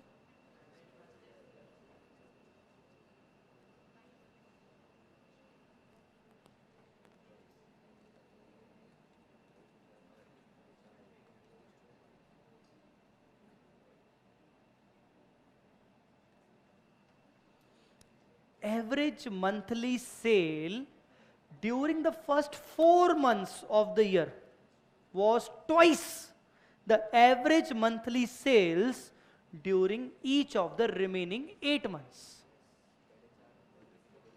पहले 4 महीनों की जो मंथली सेल है, मतलब पर मंथ सेल है, वो क्या है? वो डबल है कि वो आधी है? ट्वाइस लिख रहा है। पहले 4 महीनों की डबल है कि पहले 4 महीनों की आधी है? डबल है। पहले 4 महीनों की average monthly cell per month double है। अरे बोलो रे। और बाकी के 8 महीनों की उसका आधा है, तो कैसे निकालोगे सेल रेशियो? निकाल के दो, 1:1।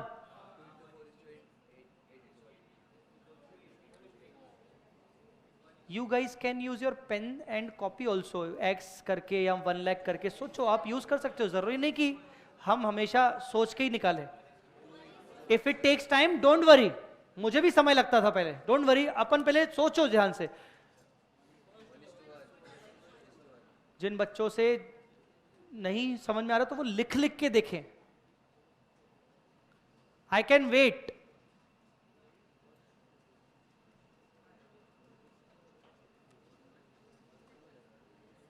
या तो एक्स मान लो या तो 1 लाख रुपीस मान लो, हर महीने की सैलरी।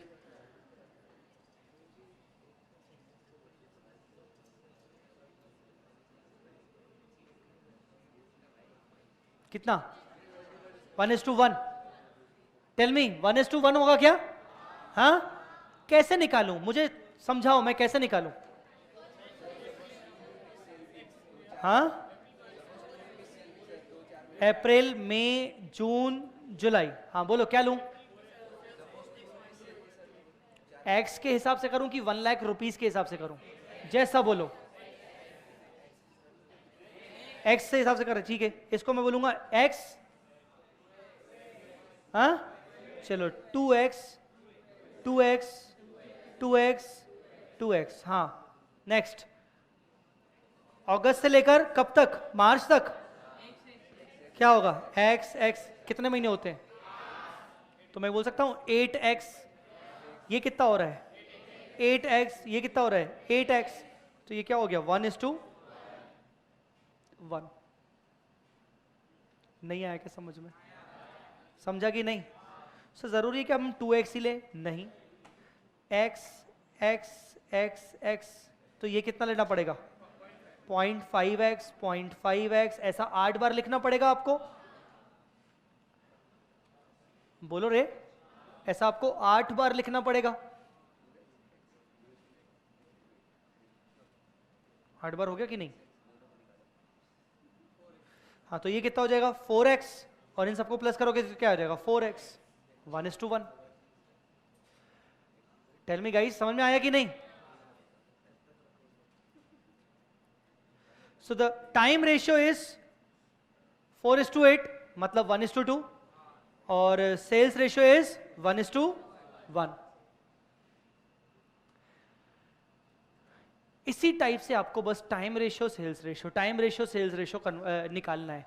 फिर आगे डिसाइड करना है कि भाई कौन सा वाला खर्चा टाइम रेशियो में जाएगा और कौन सा वाला खर्चा सेल रेशियो में जाएगा। मेरी बात समझ में आ रही कि नहीं? बोलो बेटा, क्लियर हुआ कि नहीं? इस पूरे चैप्टर को अब मैं कुछ अलग अलग हिस्सों में बांट रहा हूं। पहला हिस्सा, we are going to understand the time ratio and sales ratio basis, कि टाइम रेशियो सेल्स रेशियो कैसे निकलता है, जो हम अभी तक समझते भी आ रहे हैं। दूसरा हिस्सा, अलोकेशन ऑफ इनकम्स और एक्सपेंसेस इनटू टाइम रेशियो या फिर सेल्स रेशियो।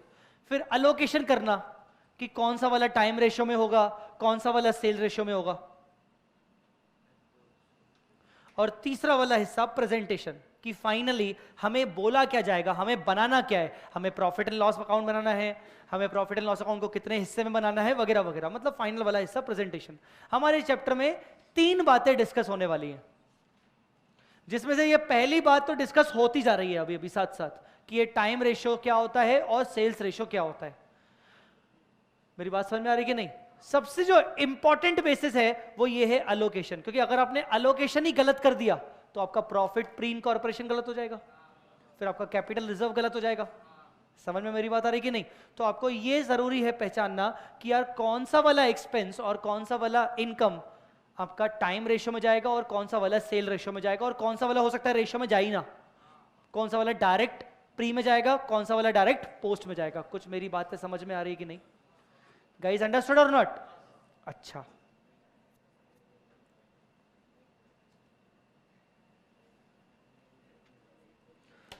बच्चों सेल्स रेशो में वो इनकम्स या वो एक्सपेंस जाएंगे जो कहीं ना कहीं सेल से रिलेटेड है, किसी ना किसी तरीके से सेल से रिलेटेड है।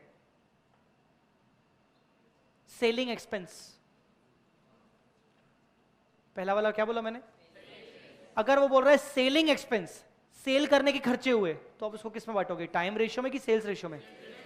सेल्स रेशियो में। एडवर्टाइजिंग एक्सपेंस, क्योंकि अगर कंपनी एडवर्टाइजिंग करेगी तो उसकी क्या बढ़ेगी? सेल बढ़ेगी। अरे बोलो यार, बोलना मेरे भाई, समझ में आ रहा है कि नहीं? अच्छा, कभी कभार पता है क्या होगा? अच्छा एक बात बताओ मुझे, ट्रेडिंग अकाउंट का फॉर्मेट क्या होता है? कभी ट्रेडिंग अकाउंट अगर आपने देखा हो तो क्या क्या क्या आता है ट्रेडिंग में?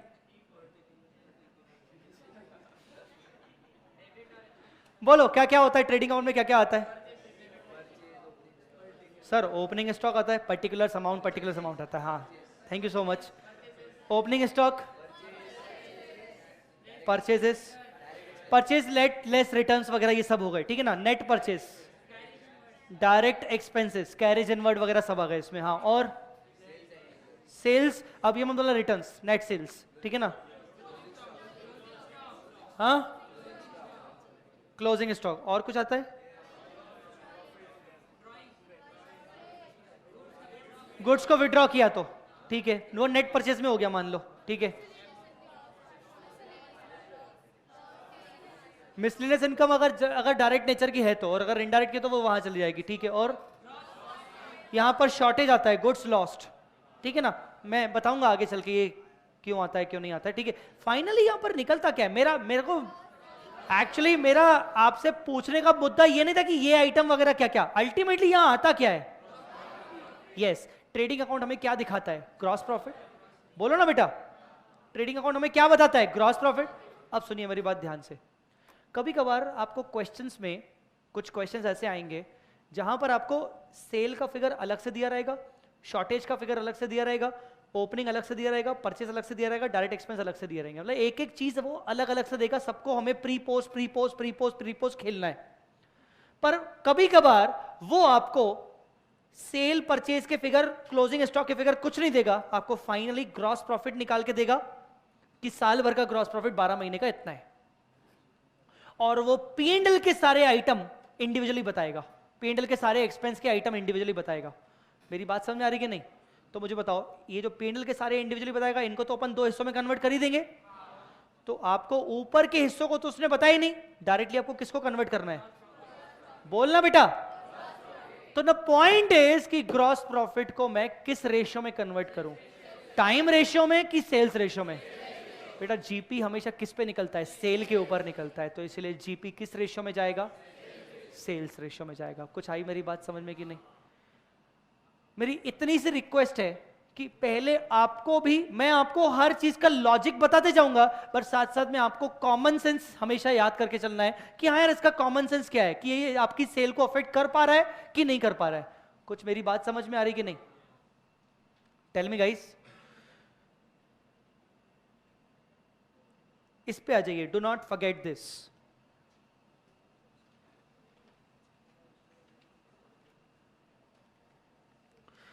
What is the first head? Tell me. Time ratio. कुछ ऐसी चीजें हैं जो बाय डिफॉल्ट हमेशा टाइम रेशियो में जाएंगी, हमेशा, कुछ भी हो जाए वो टाइम रेशियो में ही जाएंगी। वो कौन कौन सी चीजें हैं? चलिए आइए देखिए। पहला, सैलरी। क्यों सर सैलरी टाइम रेशियो में क्यों जाएगी? सर सैलरी हमेशा मंथली होती है। बोलो ना बेटा, अरे बोलना भाई, ठीक है। दूसरा क्या है? रेंट भी टाइम में क्यों जाएगा? सर रेंट भी हर मंथ वाइज पे करते हैं, ठीक है। तीसरा, रेट्स होगा यहां पर, रेंट्स नहीं होगा, रेट्स बता रहा हूं। रेट्स एंड टैक्सेस, जैसे प्रॉपर्टी टैक्स होता है, हाँ, कुछ लोकल टैक्सेस होते हैं जिसको रेट्स बोलते हैं या टैक्सेस बोलते हैं। It is one in the same thing, rates या टैक्सेस, ठीक है ना? तो जो भी टैक्सेस होते हैं लोकल नेचर के, property tax, municipal tax, local tax, उसको रेट भी बोलते हैं क्योंकि उस पर रेट्स के अकॉर्डिंग चलता है। ठीक है ना। हर एरिया का प्रॉपर्टी टैक्स वहां के रेट के अकॉर्डिंग चलता है कि वहां की कमिश्नर गाइडलाइंस क्या कहती है, वहां पे रेट क्या चल रहा है, उसके हिसाब से टैक्स पे करना पड़ता है। तो उसको रेट्स या टैक्सेस ऐसे वर्ड यूज किया जाता है। बात समझ में आ रही कि नहीं? तो ये जो रेट्स एंड टैक्सेस होते हैं ये भी आपके साल भर के पे होते हैं, पूरे पूरे ईयर वाइज पे होते हैं। समझ में आ रहा है कि नहीं? तो ये ऐसे कौन से खर्चे हैं जो आपके टाइम रेशियो में जाएंगे? शुरू से मुझे बताइए, कौन कौन से पढ़ के बताइए जल्दी। सैलरी, दूसरा rent, rates and taxes, office expenses, ठीक है, और डेप्रिसिएशन। डेप्रिसिएशन टाइम में क्यों आ रहा है सर? डेप्रिसिएशन भी कहीं ना कहीं ईयरली लगता है, पूरे साल भर का लगता है। उसका कोई रिलेशन सेल से हो सकता है क्या? नहीं, कोई ईयर सेल से हो ही नहीं सकता उसका रिलेशन। ठीक है, नेक्स्ट। लोन के ऊपर इंटरेस्ट। लोन भी तो कहीं ना कहीं जो लोन का जो रेट होता है, इंटरेस्ट रेट होता है, वो भी आपका मंथली रेट, मंथली हिसाब से निकाल सकते हो, या फिर आपका ईयरली रेट लगता है। बात समझ में आ रही कि नहीं? ठीक है, और स्टेशनरी, इलेक्ट्रिसिटी, जनरल एक्सपेंसेस, ये सारे के सारे कौन से रेशियो में आएंगे? टाइम रेशियो में। अब ऐसे कौन से एक्सपेंसेस हैं जो आपके सेल्स रेशियो में आएंगे? बाय डिफॉल्ट हमेशा पहला कौन सा है? सेल। ये एक्सपेंस भी हो सकता है, इनकम भी हो सकता है, ठीक है ना। मतलब ये आइटम एक्सपेंस भी हो सकते हैं, इनकम भी हो सकते हैं। उनमें से पहला कौन सा आइटम है? सेल। सेल आपकी इनकम है। अच्छा सर, सेल इनकम होती है? Cell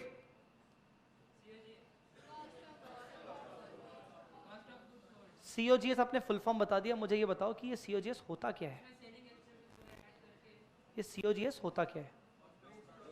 cost of goods sold होता है। हाँ होता है, पर होता क्या है sir? Cost of goods sold होता है, होता क्या है?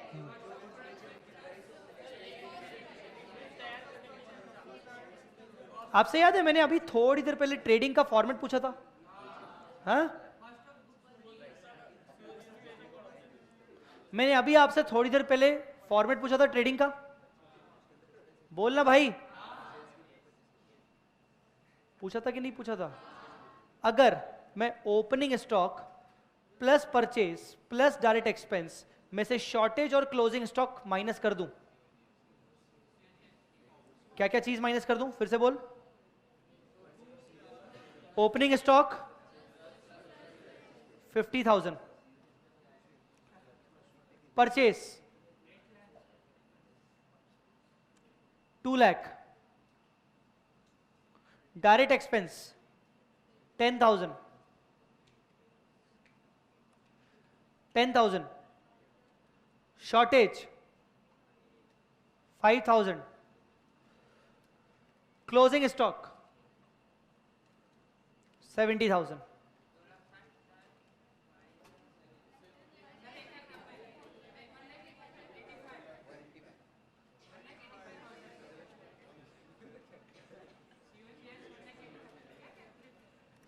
मैं आपसे पूछना चाहता हूं 50 प्लस 200 प्लस 10 कितना होता है आजकल? हाँ, माइनस करो 5 और 70, 1 लाख। इसको बोलूंगा मैं COGS, 1,85,000। 1 लाख। फॉर एग्जाम्पल तुम्हारी सेल है, मान लो मैंने बोला कि तुम्हारी सेल है 2,20,000। अरे 2 मिनट मेरी सुन लो ना भाई यार, 2 मिनट प्लीज, उसके बाद बात कर लेना। पहले मेरी सुन लो 2 मिनट। सेल 2,20,000 है, मुझे बताना जीपी कितना है?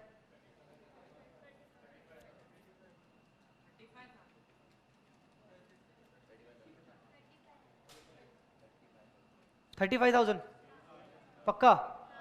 हाँ, कैसे निकाला सर? बैलेंस आया सर। आजकल अगर हम इसको प्लस कर देंगे सबको और इनमें से माइनस कर देंगे तो यहां पर क्या आएगा? 35,000 ग्रॉस प्रॉफिट। अरे मैं कह रहा हूं बात को समझो। तुम्हारा सीओजीएस कितना है? अभी तुमने मुझे सीओजीएस बताया कितना है, और तुम्हारी सेल कितनी थी? 220। अगर तुम इनका भी डिफरेंस निकालोगे तो क्या आएगा? 35। एक्चुअली क्या चीज है? कितने के कितने में?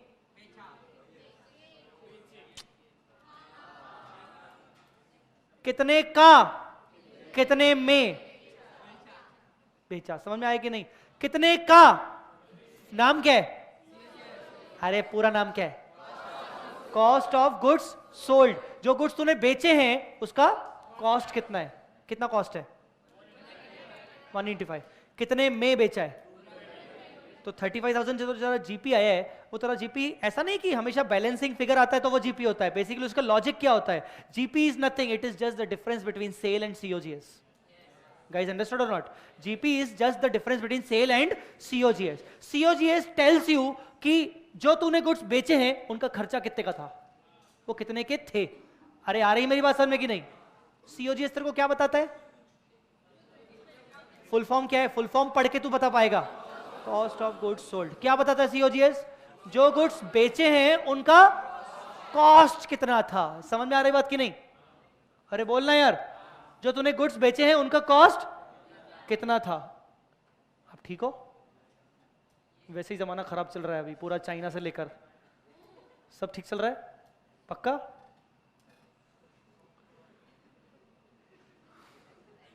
COGS क्लियर है? मैंने क्या बोला? पक्का? What do you mean by COGS? Please full form मत बताना। What do you mean by COGS? जो गुड्स बेचे हैं उनका कॉस्ट कितना है। What do you mean by GP? Full form नहीं, what do you mean by GP? GP is technically the difference of sale and COGS. कितने का कितने में। आया समझ में कि नहीं? क्लियर है कि नहीं? मैं कितने का कितने में जो बोल रहा हूं वो जीपी के सेंस में बोल रहा हूं। पता नहीं क्या क्या सोच रहे हो तुम लोग। हाँ, सेल्स रेशियो कौन से चीजें आएंगी, जल्दी बोलो। Sales, CO. अब देखो सीओजीएस भी कहीं ना कहीं जीपी से रिलेटेड हो गया, जीपी सेल इन सब से रिलेटेड हो गया, तो कहीं ना कहीं सेल रेशियो लगेगा। हाँ, तीसरा क्या है? क्योंकि कभी कभार मैंने आपको बोला कि सेल अलग से नहीं देगा, ओपनिंग स्टॉक नहीं देगा, क्लोजिंग स्टॉक नहीं देगा, वो डायरेक्टली आपको क्या निकाल के देगा? जीपी निकाल के देगा। तो जीपी को आप किस रेशियो में बांटोगे? सेल्स रेशियो में बांटोगे। समझ में आया कि नहीं? हाँ, तीसरा क्या है? नाम ही क्या है? Commission on sales. तो किस रेशियो में जाएगा? सेल्स रेशियो में। ठीक है, और क्या है? बैड डेट सेल रेशियो में क्यों जाएगा? सर बैड डेट किस पे होता है? डेटर्स पे। डेटर्स पे होता है कि क्रेडिटर्स पे होता है?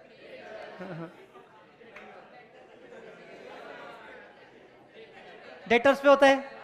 हाँ ठीक है, ओके। डेटर्स कौन होते हैं? इसका फुल फॉर्म नहीं होता जो तुम फुल फॉर्म बोल पाओगे। हाँ, डेटर्स क्या होते हैं? जिनसे पैसे लेने होते हैं। सर उनसे पैसे क्यों लेने होते हैं? उनको हमने सेल किया है, तो कहीं ना कहीं सेल किया है, डेटर्स को पैसे नहीं दिए तो क्या हो गया? Bad debt. तो बैड डेट का खर्चा कहीं ना कहीं किससे रिलेटेड है? सेल से रिलेटेड है। आई बात समझ में कि नहीं? ठीक है। सेलिंग एक्सपेंस, नाम ही कह रहा है सेलिंग एक्सपेंस। ठीक है, उसके बाद सेल प्रमोशन।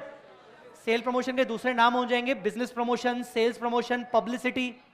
ये सब आपके नाम हो सकते हैं। आप साइड में चाहो तो लिख सकते हो। सेल्स प्रमोशन का दूसरा नाम business promotion. Publicity expenses, publicity expenses. ठीक है। अरे अभी सुना नहीं था 2 दिन पहले वो निक जोनास ने अभी होली पार्टी मनाई थी। हाँ, किसने बुलाया था? हाँ, हाँ, हाँ।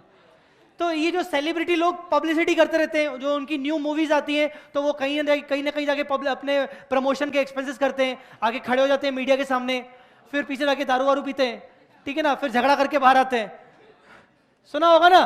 तो ये सब क्या प्रमोशन के जो खर्चे होते हैं, ये क्यों होते हैं? ये सब प्रमोशन के खर्चे आपके सेल बढ़ाने के लिए खर्चे होते हैं कहीं ना कहीं। तो प्रमोशन एक्सपेंसेस में आपके business expenses, business promotion expenses, publicity expenses, ये सब आपके सेल से रिलेटेड होते हैं। आ रही है मेरी बात समझ में कि नहीं? ठीक है, नेक्स्ट क्या है? Tax audit fees. Tax audit fees, अब ये सेल्स में क्यों होता है? अब इसके लिए हमें इनकम टैक्स का एक चीज याद होना चाहिए। इनकम टैक्स में टैक्स ऑडिट किस पे लगता है? जब किसी का टर्नओवर एक लिमिट से ज्यादा हो। एक लिमिट से ज्यादा, थैंक यू सो मच। एक लिमिट से ज्यादा हो। आई मेरी बात समझ में कि नहीं? अभी तक तो पिछले साल तक वो लिमिट थी 2 करोड़ रुपए, नया बजट में 5 करोड़ शायद, क्या है? जनरल नॉलेज पूछ रहा हूं, अभी पढ़ा नहीं है वो वाली बात नहीं, मुझे लगा शायद जनरल नॉलेज पता हो शायद। तो टैक्स ऑडिट सेल के ऊपर लगता है कि अगर आपकी सेल मान लो 2 करोड़ है तो 2 करोड़ के नीचे है तो आपको टैक्स ऑडिट नहीं लगेगा, 2 करोड़ से ऊपर है टोटल साल भर की सेल तो आपका लगेगा। तो कहीं ना कहीं टैक्स ऑडिट आपका सेल के ऊपर डिपेंड करता है, इसीलिए। अच्छा, उसके बाद क्या लिखा हुआ है?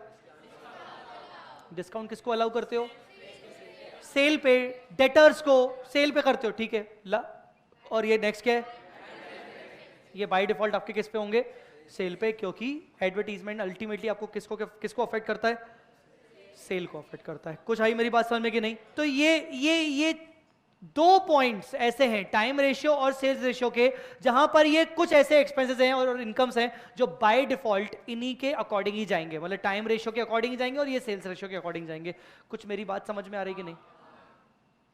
अब कुछ ऐसे होंगे जो जजमेंटल होंगे, जिनके ऊपर अपने को कहीं ना कहीं दिमाग चलाना पड़ेगा कि यार ये चीज सेल्स का हो सकता है कि ये चीज टाइम का हो सकता है। मेरी बात समझ में आ रही कि नहीं?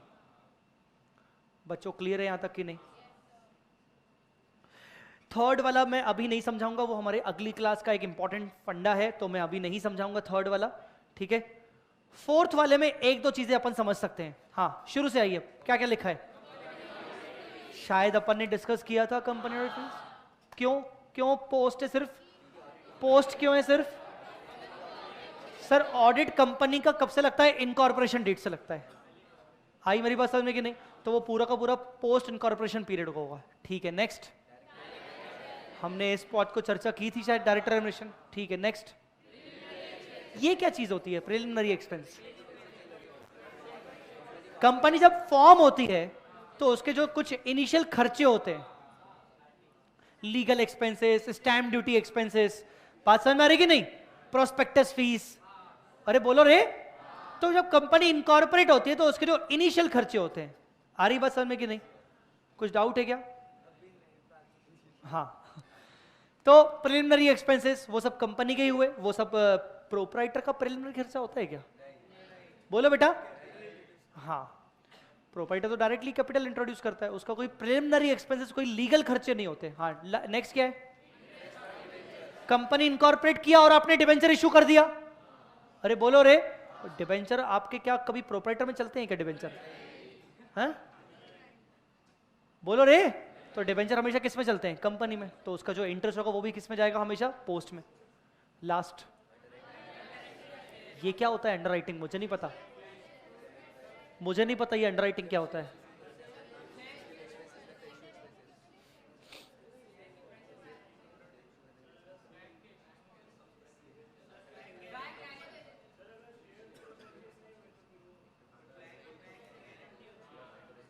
कंपनी जब शेयर इशू करना चाहती है मार्केट में, सुनो ना, कंपनी जब मार्केट में शेयर इशू करना चाहती है तो कंपनी को ये श्योरिटी नहीं आ पा रही है कि उसका सब्सक्रिप्शन फुल्ली सब्सक्राइब्ड होगा या नहीं होगा। तो कंपनी क्या करती है?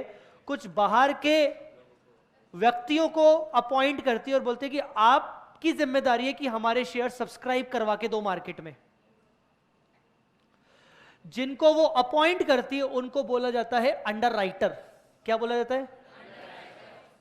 The real practical life example is LIC. LIC gives the underwriting services to the companies, various companies.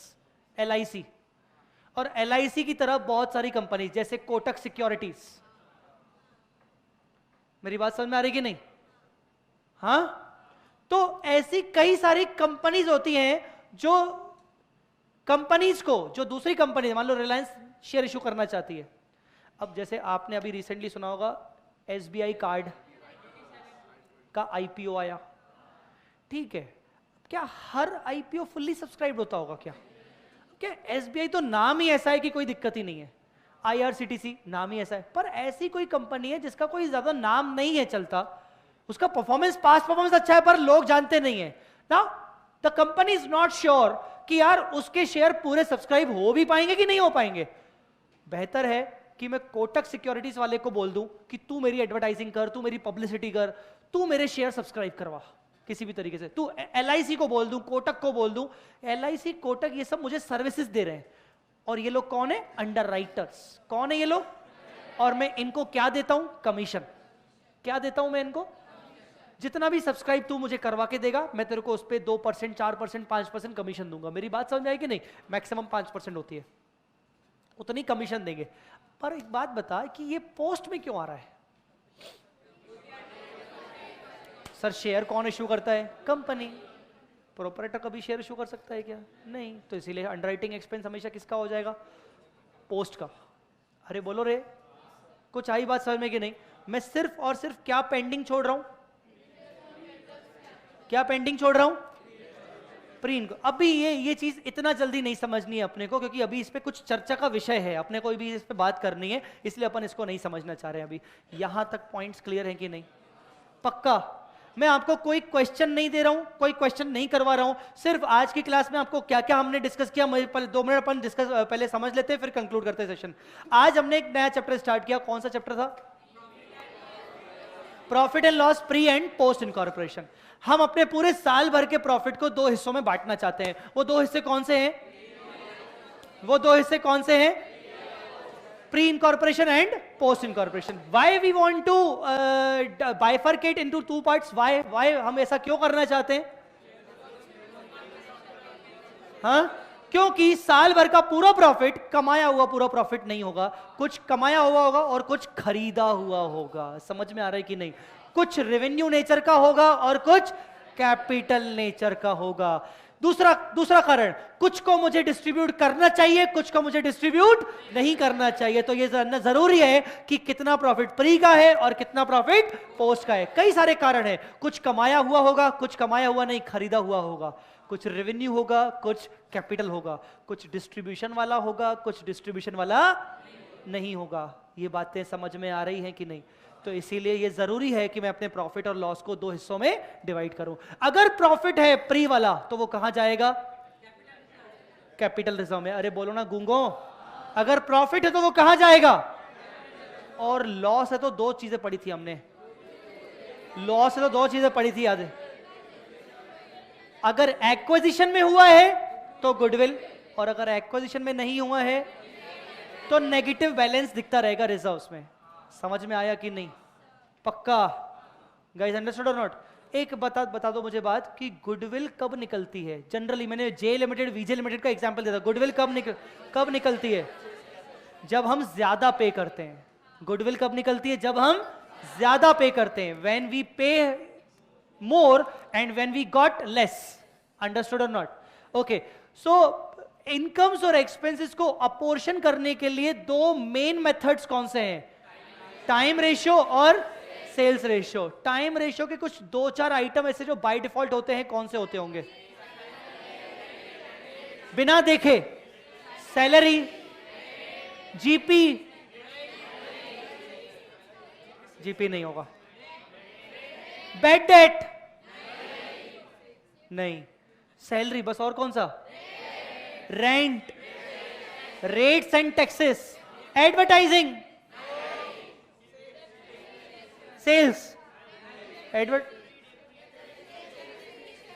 Depreciation, general expense. हाँ, ऐसा नहीं बार बार जोकरगिरी कर रहा हूं तो वो गलती कर रहा हूंगा। जनरल एक्सपेंस था, ध्यान से देखो जाके, जनरल एक्सपेंस था। स्टेशनरी, तो ये कुछ, हाँ, इलेक्ट्रिसिटी, ये सब क्या है? आपके टाइम रेशियो। सेल्स रेशियो के कुछ examples? Sales, COGS, GP, bad debt, commission on sales, tax audit fees, selling expenses, advertising, दारू पार्टी, बिजनेस प्रमोशन, पब्लिसिटी। ये सब कौन से ऐसे हैं जो हमेशा पोस्ट में जाएंगे? Company audit fees, director remuneration, preliminary, underwriting, interest on debentures. अरे बोलो रे, ये क्लियर? क्या कंक्लूड कर सकते हैं आज का सेशन? पक्का? Thank you so much, bye bye, जय माता दी, अल्लाह हाफ़िज़।